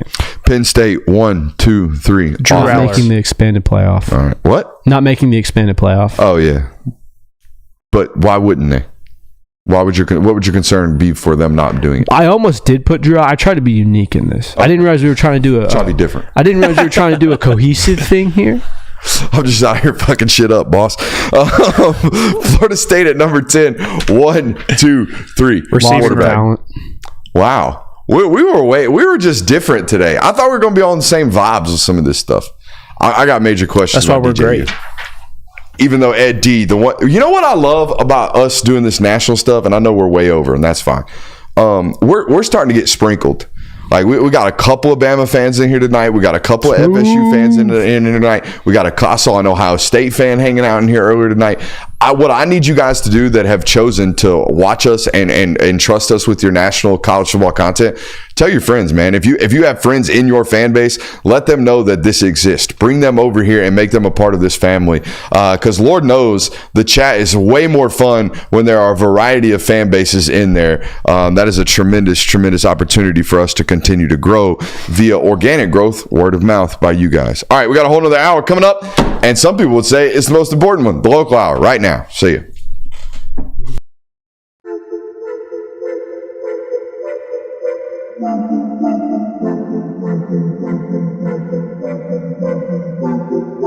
Welcome into Talk the Dog, the show where we find a bone to pick and a take to give. These are not hot takes. These is dog takes. Can I talk that dog? What's up? You like that? You really like that?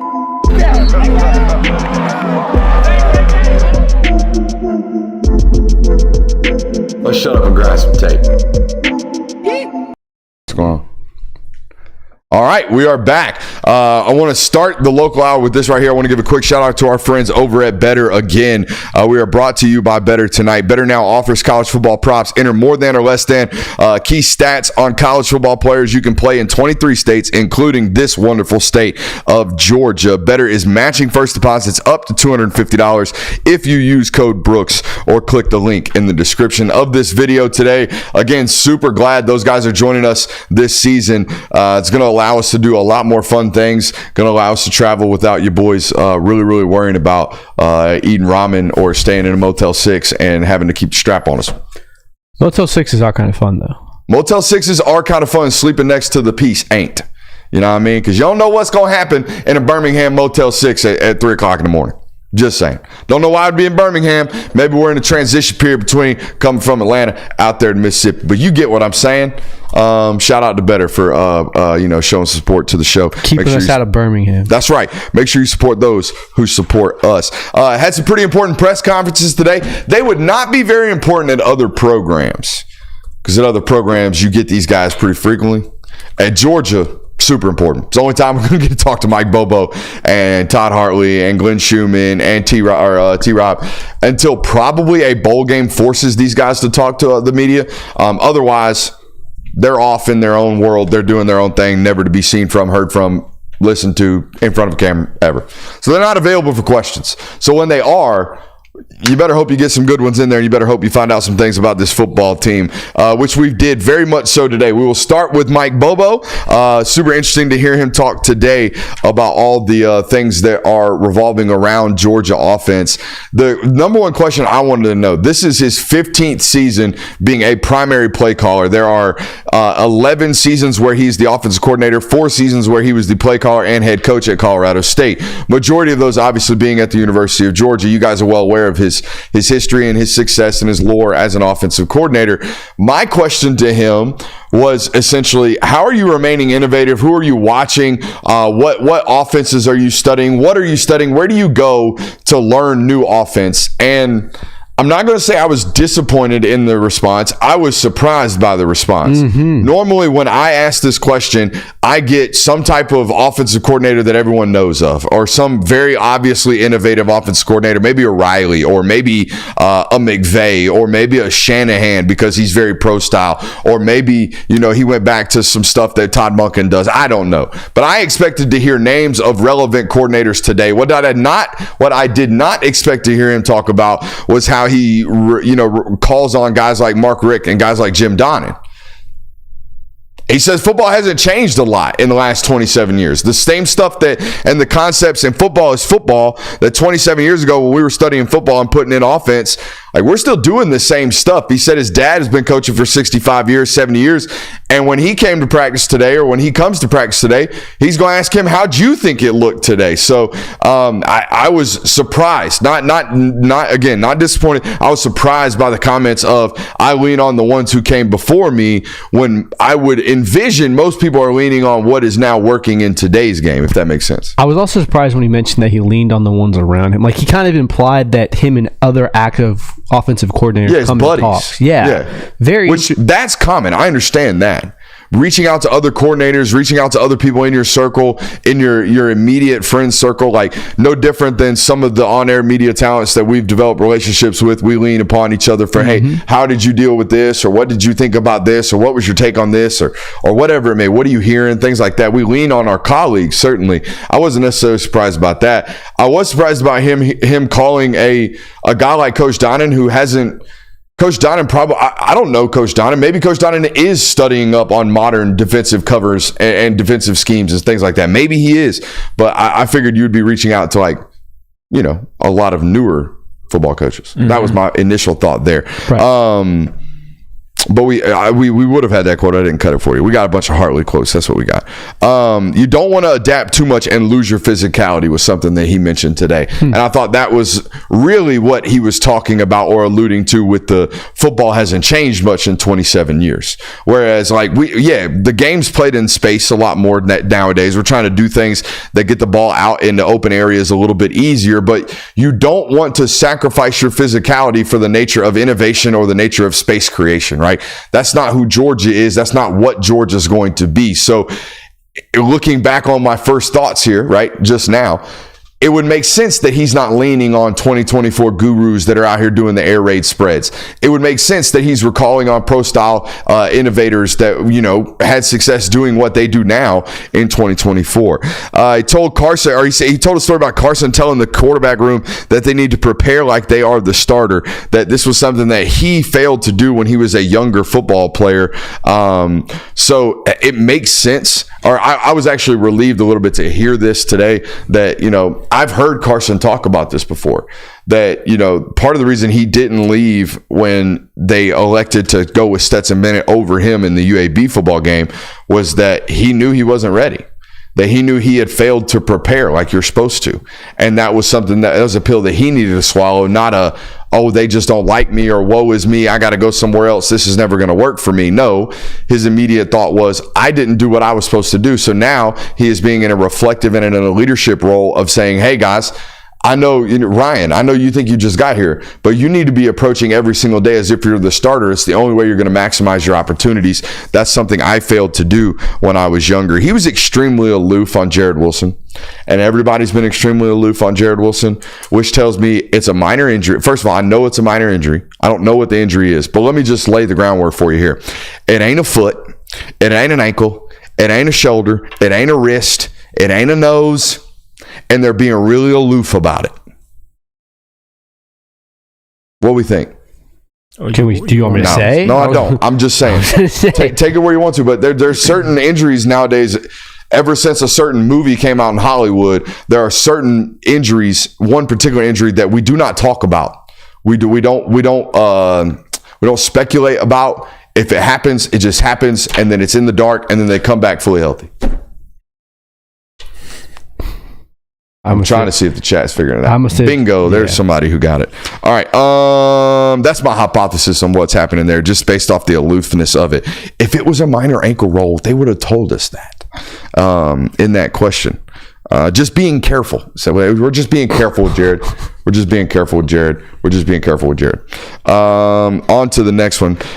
He's not, what is this? Arian's impact not always felt or seen, but definitely felt by defenses. This is something he alluded to today, that very rarely do you have a player like Arian Smith that can score on you immediately, right? Immediately. And that's what he presents.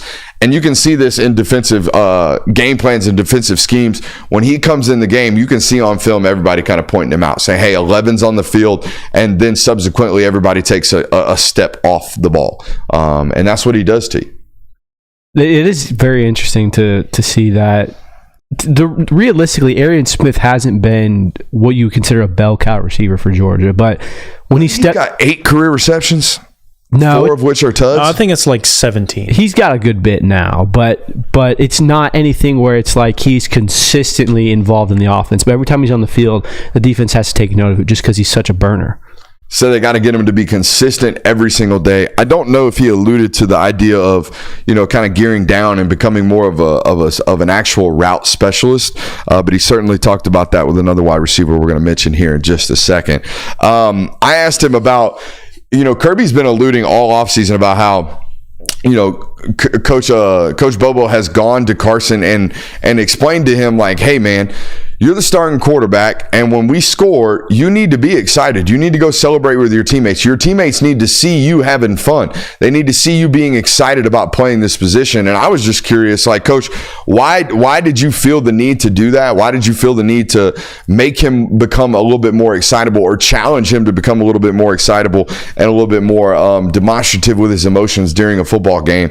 And his answer was essentially, I still want Carson to be Carson. I don't want him to veer away from being the very temper or very solid temperament individual, very flatline temperament individual. I don't want him to have highs and lows. I don't want him to try to act like something he is not. However, he's the quarterback, and being the quarterback comes with different responsibilities.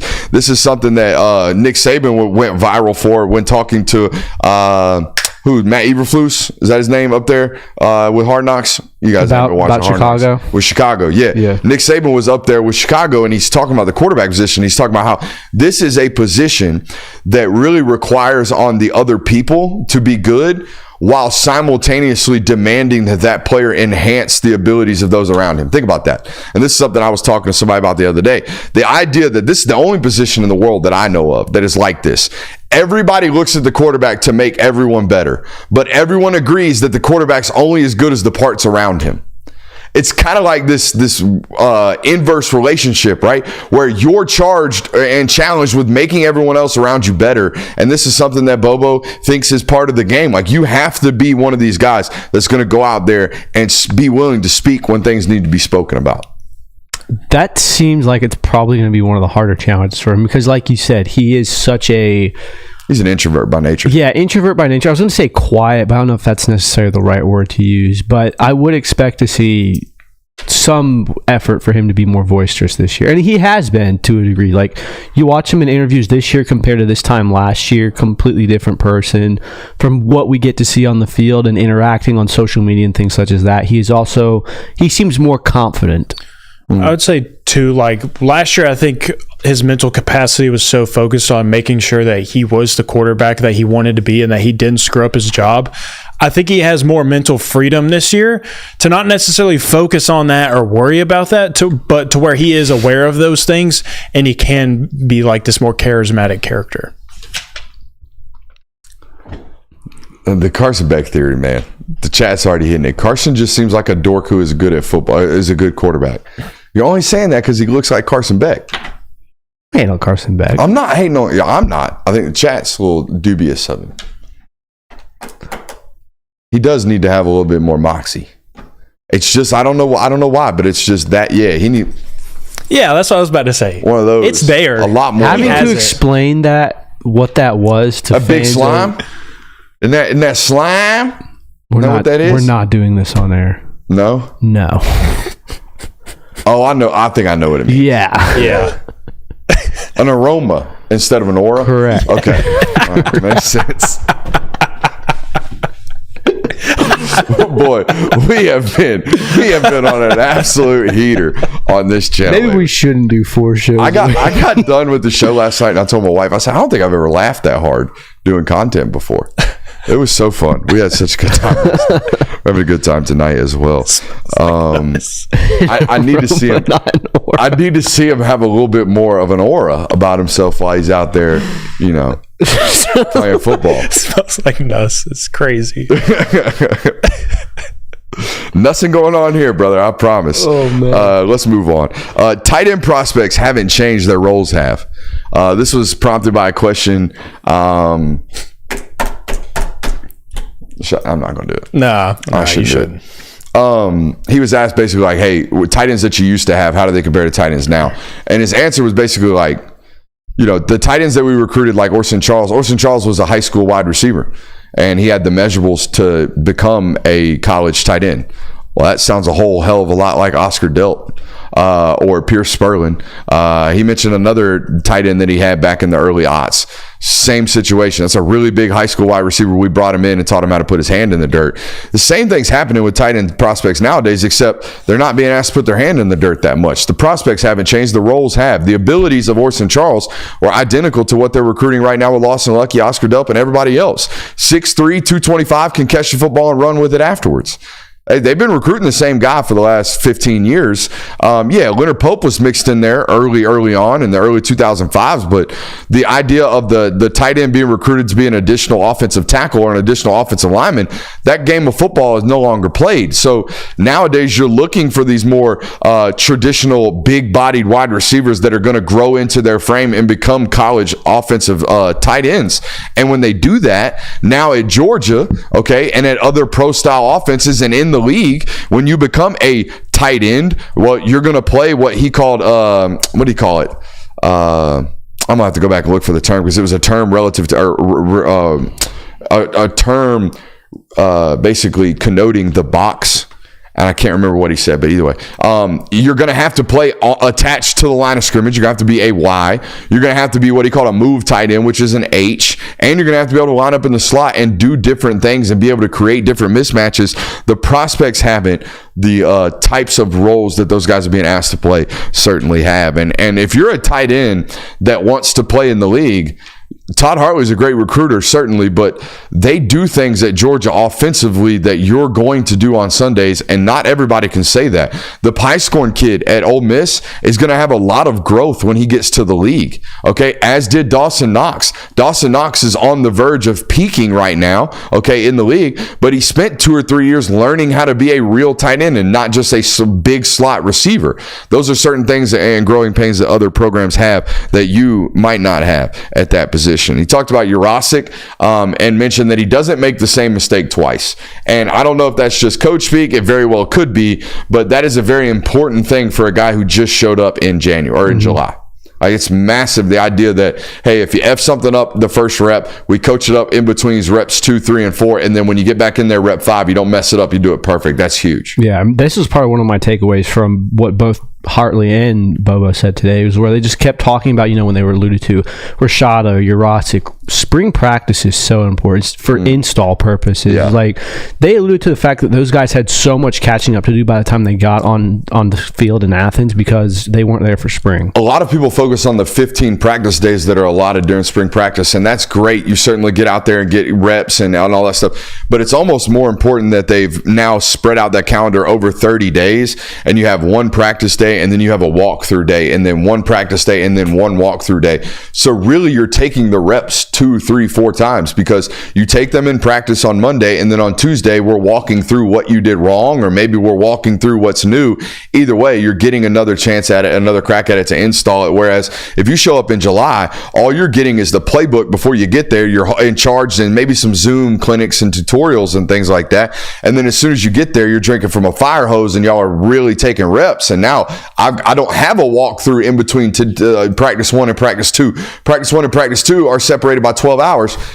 I'm behind. Yeah, that's the way most of these guys who show up midsummer certainly feel. He sees the depth at the running back room the same exact way we do. Yep. He mentioned how deep it was. He mentioned how diverse it was. He mentioned how talented it was. He mentioned the abilities out of the backfield, which we know who he's talking about. We know he's talking about Etienne, and we know he's talking about Nate Frazier when he's talking about the ability to break tackles and be tough to bring down. We know who he's talking about. We know he's talking about Branson Robinson. We know he's talking about Roger Robinson. We know what's going on at that room, and so does he, it sounds like. He talked about Dylan Bell needing to become a more refined route runner. This is something that it makes sense now when he said it. He said if you look back at Dylan Bell's catches last year, majority of them were highly contested. Yeah. Mm-hmm. And now that I think about it, it makes a whole lot of sense. That whole entire Tennessee game was basically back shoulder balls. Yep. And what he alluded to was the reason we're having to have highly contested footballs at the catch point is because we're not creating separation earlier in the route. Why are we not doing that? Well, we're having a tough time beating press man coverage. And when you're an X receiver, you're going to be lined up into the boundary. And when you're into the boundary, 9 times out of 7 in the SEC, you're going to get some type of press coverage. Even if it's not man coverage, you're going to get bumped and ran at the line of scrimmage. And that can be kind of a hard thing to pick up as a fan just watching it on Saturdays because, immediately when they were throwing those balls to Dylan and they were highly contested, my immediate thought was, oh, he's clearly done this a lot in practice to where they're comfortable just throwing it to him even if he is covered. Like, that's how much faith they have in him, whereas a coach is going to tell you he just needs to work on his route running. Like, he should be more open than what he is. Yo, there's takes and then there's that. Joe Cox was not better than Jake Fromm. That is and trust me. Bad. Joe Cox, friend of the show. No. I think even he would admit that. Crazy. I got a question for you in regards to this. Obviously, the X position is going to be the most pressed wide receiver. If Colby Young is able to take over that X position and Dylan Bell gets moved more back to Z, is he going to face less press coverage now? Yes. Because do we have Epic Pin up? I can get it up for you real quick. Please do. It's simple, man. When you're the X receiver, you're all by yourself 9 times out of, when they're in odd formations, you're all by yourself on the backside, which means you're going to get press coverage. And 9 times out of 10, the ball's to the field. That's a tremendous question. All right. So let's take a look at this. I'm just setting them up for you. Yeah, I appreciate you. All right, so when we go trips particularly is what we're talking about, right? When we got 3 receivers to one side and 1 receiver on the other. 9 times out of 10, if we're running trips to the boundary field. We're going to put the trips to the field. We're going to put the short side to the boundary, right? All right, so the ball's on the left hash here, boys. Ball's on the left hash, okay? Here we go. We got the quarterback. We got the running back. We're going to go slot receiver. We're going to go Y on the ball. We're going to go Z off the ball. Okay, we're going to put the X back here on the boundary to the ball. Now, what you're going to get 9 times out of 10, because there's so much grass over here, you're going to get some type of off coverage, right? Or some type of bracketed coverage where there's free safeties rolling over and maybe the linebacker walks out and then the safety's over here and maybe they split the difference with the nickel over here if your X is a real good dude, right? If your X is an actual stud, you're going to be like that. Well, this guy over here doesn't have as much ground to cover. He's always going to be in press coverage. Even if he's got cover 4, he's going to bump and run with you and carry that vertically. Okay. The rest of these guys, they have a lot more space to cover, a lot more ground to cover. They're going to be in off coverage. Also, by the way, this guy has no opportunity to get in bunch coverage. right? Or bunch formations. These trip guys could line up in a bunch formation like this all of a sudden, and now there is no way to play man coverage over there. I can hide you from man-to-man bump and run in these situations. I cannot when you're over here. It's why over the years, like take 2019 Georgia, when George Pickens was a true freshman, right? Didn't really have an X receiver, James Coley as offensive coordinator. I can almost guarantee you they were in duos, bunch formations more than they'd ever been. They have never played more bunch duos than they did that year. You know why? They couldn't beat man coverage. And if I get into bunch duos, you can't play man coverage. All right, so that's a good question as to why that X receiver is probably going to get a lot more bump and run than maybe some guys on the other side of the football. It's also why sometimes if you got a guy who can't beat press man coverage, you're best off to just maybe play him at Z or play him somewhere else. What you laughing about now? Comments. For those wondering, Joe Cox in 2009 had a completion percentage of 55.9 for 2,500 yards, 24 touchdowns, and 15 interceptions. So, just for those who are arguing in the chat.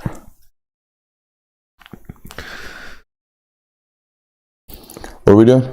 I just read Joe Cox's 2009 stat line when he just started. I was waiting to see what you had. Another grassroots guy. He's going to be like, what? Why the fuck did I just get that text message? That's what you... What were we talking about? We were still on Bobo's notes, right? Yeah, we were just getting off the conversation of Bell needed to become a more refined route runner. Asked him, what do you know about this offense right now, 6-7 practices through camp, and what do you still want to know? His answer was very coach cliche, said that they know that they are very connected on the offensive side of the football, that when they have bad days, there's no finger pointing, there's no questioning the process, there's none of that. They are very connected on the offensive side of the football. He did, however, isolate a group, something he broke a rule on our media relations rule, and I think it was a good one to break because it actually gave us some intel here. He said the offensive line room is not just leading the way for the offense, not just setting the tone for how they go about practice on the offensive side of the football. They're doing so for the entire team. That the team is following the offensive line unit right now, and I think a lot of great football teams in the history of college football have been led by that front unit. So there you go, my Bobo notes. Let's go to the Hartley notes. Hartley notes. This guy, man. This guy right here. Immediately, first of all, before we show you a quote, and he opened up with a banger. Before we show you a quote, I want to let you know, this man was ready for the podium today. This man, as someone who loves his hair and loves a good barber, this man very clearly got a fresh cut before he came out there. This man very clearly woke up and did his hair that morning. This man put on the freshest 3/4 zip that I've ever seen. Okay, the only other person I've ever seen wear it is Kirby. This man was so ready to speak in front of a microphone today, and always is. This man is going to be a head coach someday. I think there is no doubt about it. Some of the quotes that we're going to show you from Todd Hartley today, notice the inflection in his voice. The man sounds like he's ready to speak in front of a room and sounds like he wants to be there. Okay, I loved what Todd Hartley put on display today, including his opening joke right here. How's everybody? Good? All right, I'm just glad I'm not following Schumann. Glad I'm following Bobo this year. Anytime you follow Schumann, Carl might be a little dead. I'm kidding. Kidding. All right, who's up? You think Shu laughed at that? No. You think I think Shu probably... Does Shu have a laughter? What's his laugh sound like? Just a He probably laughs like Beavis. Real raspy. Oh, yeah. Opened up with a joke. You saw the 3/4 zip right there. There were some tremendous things said today by my man. There has been so many times that I've seen Todd, whether it be on the trail or whether it be in these media settings, and I use the word palpable a lot because I don't know of another word of something that is noticeable and you can feel it. Not just see it, but you can feel it in your heart of hearts when you're around somebody without it being spoken about. And the juice, the energy, and the pure passion for what he does is something that is very noticeable and very palpable about Todd Hartley, and it's something that I wanted to know about today. Hey, man, like, where does the juice come from? And honestly, I thought he gave us one of the more sincere answers from a coach that I've had in a minute. Yeah, Coach, over here to your right. I'm curious where your energy comes from. Where's the juice come from? You seem to have ample amounts. Well, there's a very high expectation, Brooks, that you bring it. All right, that comes from the head coach, and so I don't want to disappoint. And so, first off, is I do it because the expectation around here is you got to be the best coach at your position in the country. And if you're not having juice or you're not having fun doing it, how can you be that way, right? The other thing is I get a chance to coach football at the University of Georgia, my alma mater, coaching tight ends, okay, which I believe the best position group in the country.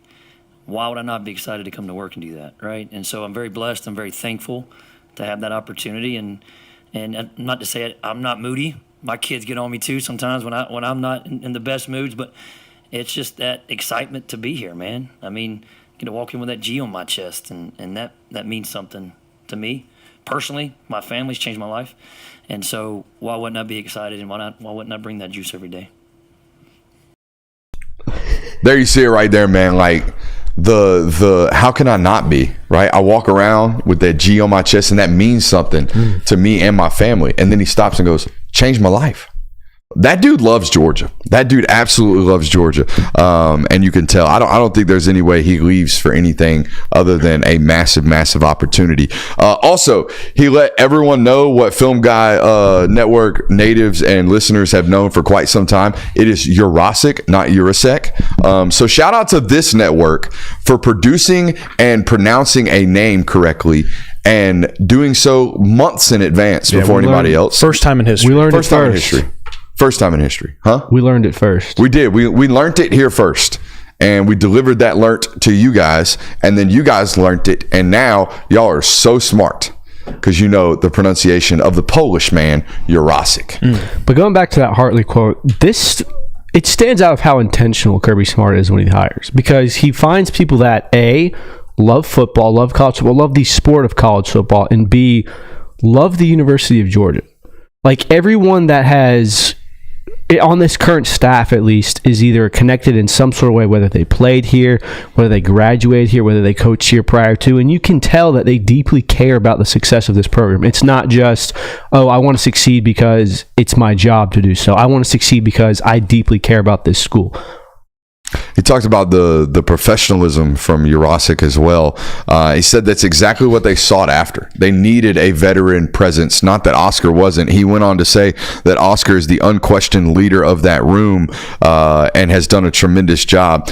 What I was surprised to hear, and this is, I'm always surprised. I'm not surprised because Hartley's not good at what he does or Oscar Delp's not talented. It's just that Oscar wasn't asked to be a tight end in high school. If you watched West Forsyth during Oscar's time, Oscar was the definition of an H tight end. And then we hear today Todd Hartley say that from a fundamental standpoint of hat and hand placement and where your feet are supposed to be and the technical assignments and technical responsibilities of blocking in the run game, he said Oscar Delp is the best he's ever coached. Not the best young guy ever, not the best 6'5", 250-pounder. He said from a fundamental standpoint, Oscar Delp is the best run blocker he's ever coached. And this dude rattled off how many different great tight ends that he's coached over the last 10 years of college football. There's a shitload of them. There's like 12, 13, 14 NFL draft picks that this dude's coached at the tight end position, and he is vaulting up Oscar that high in an area of his game that must come natural to him because he certainly wasn't experienced in it when he got to Georgia. So that was impressive to me to hear, and rather revealing, I should say, for me to hear. He was asked, like, do you really believe that you have the best tight end room in the country, or is that just coach speak? Is that just lip service? And he provided a quote that I loved. Quote, if you don't have the belief in your players, how are they going to believe in you? It also made me think like, this dude better believe he's got the best tight end room in the country because he don't miss. If he wants somebody on the trail, he gets them. So yeah, I would hope he walks around with that type of confidence on this room, because everybody that's in there was handpicked to be there out of the entire national lot of tight ends. So yeah, you better love them. Okay.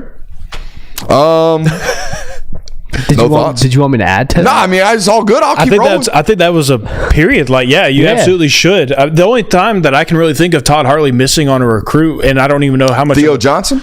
Not even Theo Johnson. I was going to say Deuce Robinson. Yeah. But even that, didn't feel like he won't play wide receiver. And it didn't feel like a miss because. Could you say Eric Gilbert? Yeah. The first time. But even Deuce Robinson didn't feel like a miss because you already had two commits in your tight end room at that point. You were going to add a third. So even that didn't feel like a miss. Yeah. Interesting. So 2 misses out of like 17. That ain't bad. That ain't bad at all. That's what I'm saying. You better have confidence about this room. You know exactly what it is. You picked it. I loved his answer about finding Jurasik, okay? Because this is something I asked him about, because we know the history of Georgia transfer portal additions, right? 9 times out of 10, if Georgia takes a kid out of the transfer portal, they have some type of direct history with him, okay? They haven't played Michael Jackson, but guess who was on that staff last year? Dante Williams, okay? They played London Humphreys last year. They took him out of the portal. Colby Young defies this theory. I don't think they had any prior existence or relationships with him. Benjamin Jurasik definitely defies this theory. Everybody else that they've taken out of the portal, just in that room, right? Like Eli Wolf was a guy that they played against Tennessee, and they took him. Jaden Rashada was a guy that they recruited some out of high school, so they took him. They have pre-existing relationships with everybody out of the portal. I wanted to know, was there one with Jurasik? And if not, why did he defy what seems to be a rule at the University of Georgia? Yeah, Coach, the majority of transfers at Georgia are either guys that y'all have played against or have previous existing relationships with. Yeah. What was the connection point with Jurasik, or was this just a football player that you guys saw and identified as talented and wanted? Yeah, the whole portal process there's no blueprint for it, right? And I think the one thing that Coach Smart does a great job of is he is very selective about who he brings in. Sometimes it might look like we're not as active in the portal as other people, but I think there's a reason for that, right? Like there's a culture and a standard here, and he is very selective about who he brings in, because locker room dynamics are important. And so you have to fit certain criteria, not just how many catches did he have, how many yards did he have. Like, it's not just that. Like, the person's got to check out too, right? And so, to your point, like, yeah, it's usually people that he knows that we're very familiar with. And Ben really didn't fit that, other than Ben was older, right? And if you look at our room, if we needed anything, we probably needed a little bit of experience in that room. As a kid that's played a lot at major level college football, and he was very productive, a couple injuries here and there, but very productive. And you just know that coming from Stanford, he's going to be able to handle the high academic load that Georgia was going to give him. He's going to be able to handle an NFL-type pro-style offense. That's what they did there. So those things were already a given. And then you turn the tape on, and he does run well, and he does catch, and he kind of hits the physical attributes that you look for too. So even though we didn't have as much familiar with, he didn't play in our league, we didn't know that much about him, we knew those other things, and they kind of checked the boxes for us.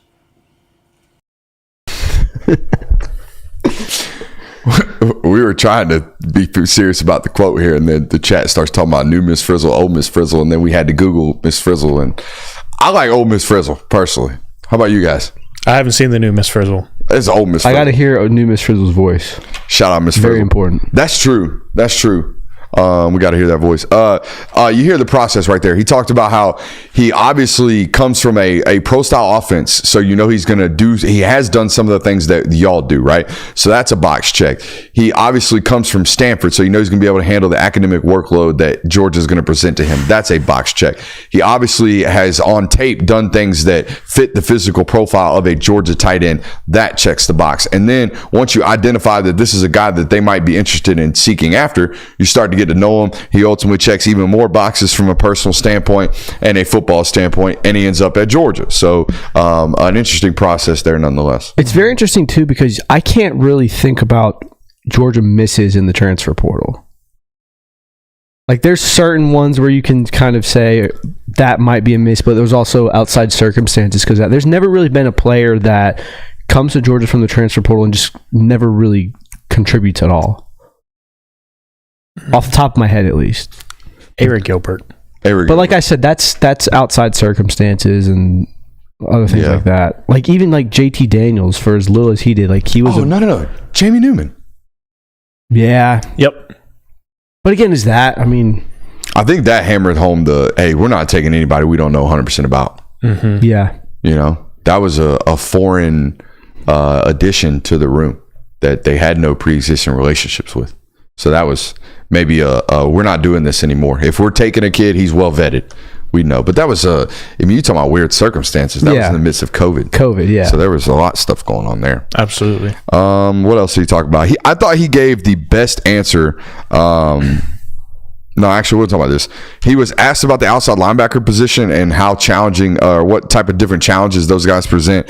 And he started out with talking about how you have to have a plan for Chaz Chambliss. Now, the chat, I don't know. When he started talking about this, I didn't know how the general Georgia fan base was going to feel about this. That Chaz is tough to block in practice because Chaz knows all the calls on the offense. So Chaz is out here being scout team veteran hero and embarrassing people during practice. And I could hear a Georgia fan hearing that instead of saying, oh, he's savvy, he's a vet, that's going to play out on Saturdays. I could hear a Georgia fan that doesn't like Chaz Chambliss hearing that going, oh, Chaz is only getting playing time because he does well in practice because he knows the play calls.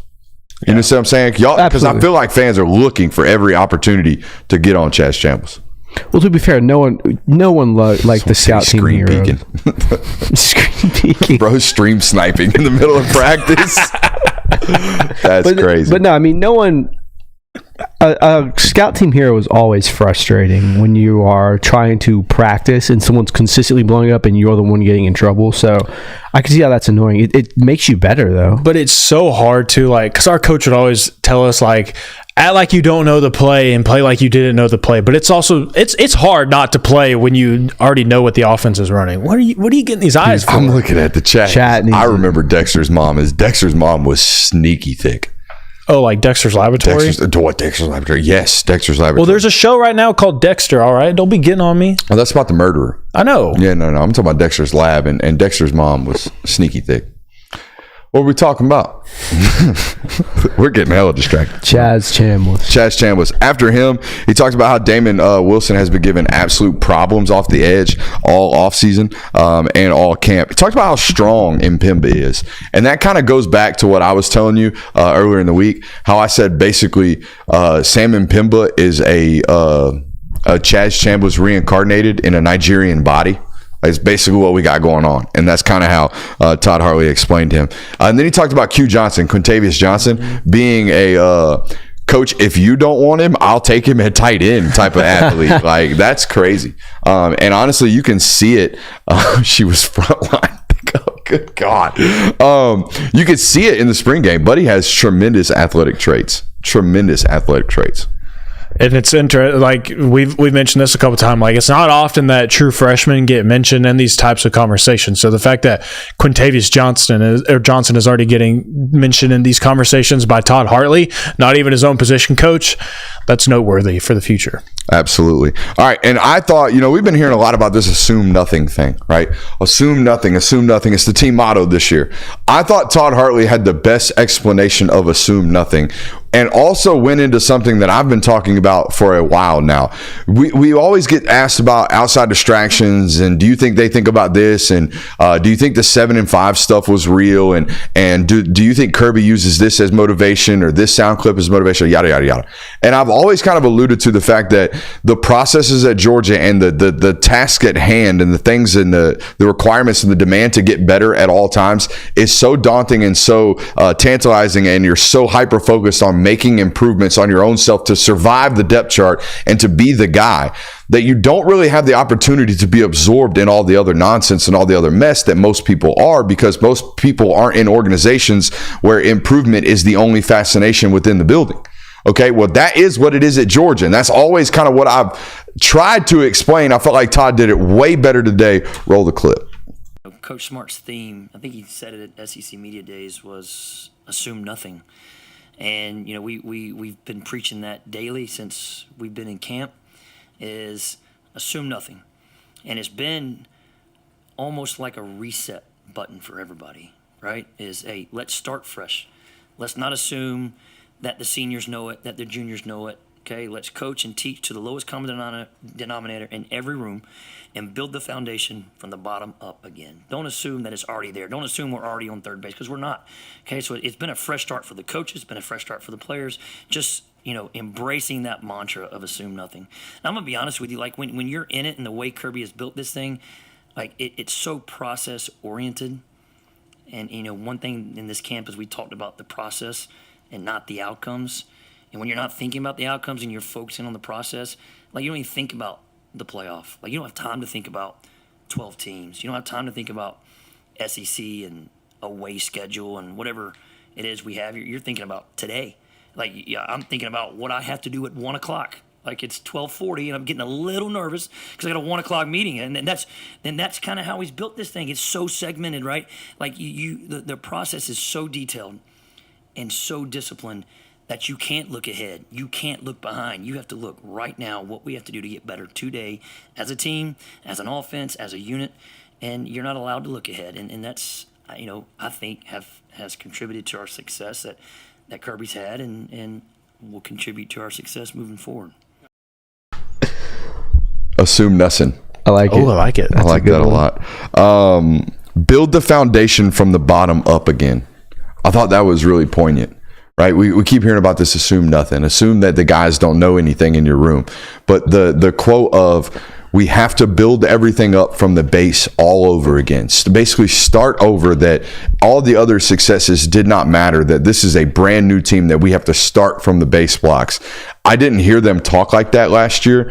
I felt like last year was a continuation year where, hey, we're just going to continue to live up to the standard. Everything's about the standard. Well, now this is a brand new standard because you can't assume that everyone knows the standard. So now you have to establish it again, all over again. It does to me signify a kind of a page turning in this Georgia football era where you had, that 21 to 23 era where everything was about winning titles and focusing on being great. Obviously, it's not just focusing on winning titles, but that was the main goal. Whereas now it seems much more day by day of, we just want to get better today, and we're going to do that. Assume nothing, build the foundation, get better today so we can continue to do that tomorrow. I think it's interesting too, because when you talk about programs, once a coach kind of gets into year 3 or 4, people want to say things like the foundation is laid, so that's taken care of, and you can focus on other things. So to hear Todd Hartley talk about just basically tearing it back down and building it back up again, because you can't assume that everybody knows everything. I think that's a very unique perspective. He also was asked about the freshman tight end. I'm going to go ahead and say this. Barring injury, I don't think they want the freshman playing this year. Like if something happens and Jaden Riddell has to play, he'll be fine. But I think this is a developmental year for both of those football players for a variety of different reasons. I think Jaden has things that he has to grow at.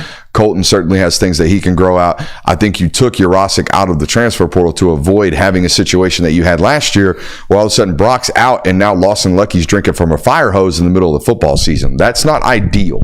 Okay, these are all great football players. They're all like highly talented and highly touted coming out of high school. It does not mean you want them playing year one. Some of them you do. Some of them you want to avoid at all costs because they're just not ready, and scar tissue is a real thing for young football players. All right, now I might be jumping the gun here. I very well could be, and I can understand why Georgia fans listening to this segment would be like, this guy is out of his freaking mind. Why is he talking about this shit? But I'm going to read you some statistics. Kirby Smart is in year 9 of his coaching career at the University of Georgia. He's entering year 9. Right now, he is the 9th longest active tenured coach in the sport of college football. The names in front of him: Kirk Ferentz, Mike Gundy, Dabo Swinney, Dave Doran, Mark Stoops, Dave Clawson at Wake Forest, James Franklin at Penn State, Narduzzi at Pittsburgh, and then you get into the Kirby Smart regime starting in 2016. Guys, he's already one of the longer tenured football coaches in the sport. He's already through 9 years. Nick Saban did 19 at Alabama. You're about halfway through what is historically the run of these football coaches at your university. The idea that one guy is going to stay around forever, I know he's really young. I know he's really great. I know he's got a lot of energy. But at some point, a succession plan has to be put into place, or at least the talking of it has to be in place, or it has to begin. And I think, based off the things that I have heard, based off the things that I've watched over the last couple of years, based off what I listened to today, I think it would behoove Georgia to go ahead and start the process of maybe having the conversation with Todd Hartley about, hey, would you be willing to wait here as long as it takes to be the next guy after Kirby Smart? Because we know you love this place. We know you obviously have aspirations to do this. We don't necessarily know that about Glenn. Also, this isn't Glenn's home. Alabama is Glenn's home. This is your home. What if you're the next guy? I think he would be a perfect candidate for such an opportunity. And I told you, I think that you have to I would feel like they probably have had these conversations, or I would have liked for those conversations to start after probably the second national title. Because when you feel like someone has hit their peak and they've kind of accomplished everything and checked all the boxes and done everything that they aspired to do as a head coach, I feel like that's when you start getting on this downhill tick of a person's career, and when they start looking forward to other things, or focusing on what is the next chapter for them. And I think that if it kind of feels this way to me, that it would be someone internally from the program that would be hired as the next head coach, because that only feels the right direction to go after a head coach's run like this. And I think Todd Hartley absolutely would be a great fit for it. I think before you get there, and obviously we've got a little bit of time before we have to really start considering who's going to be the successor to Kirby Smart.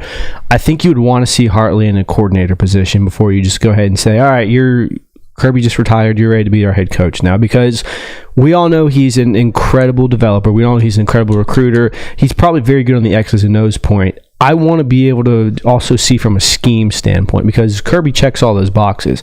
He's a great motivator. He's a great coach. He's an incredible recruiter, but he's also crafted one of the best defensive schemes that's revolutionized college. So I'm not saying Todd Hartley has to revolutionize Georgia's offense, but to be able to know that he could be able to coach a game as a coordinator, I think would be something that you need to see. It's the next step. But I do agree that it does make sense for him to be the next head coach of football. So within the next 5 years, if Mike Bobo pulls a Will Muschamp and says, you know what, man, I've been doing this for 35 years now, 32 years now.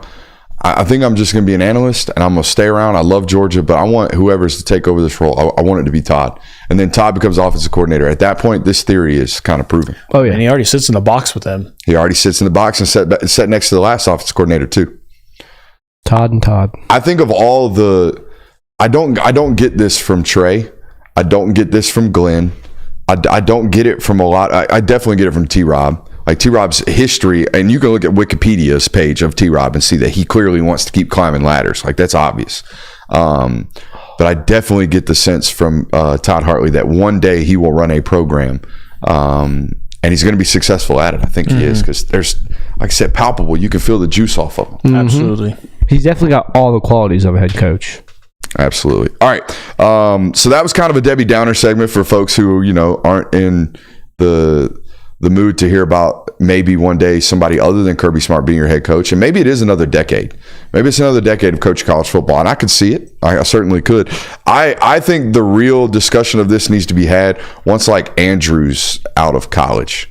Because I think we're pretty college? Yeah, I think we're on the path for Andrew Smart to be on the roster at the University of Georgia. That's what I think we're at least on the baseball team, maybe. I think we're on the path for Andrew Smart to be an athlete at UGA. And I think that path is with Kirby still on staff somewhere. So that's my just hypothesis of where things are going to go. But listening to him today, I was like, I got a bad record of these, but I'd play for you, Coach. I would absolutely play for you.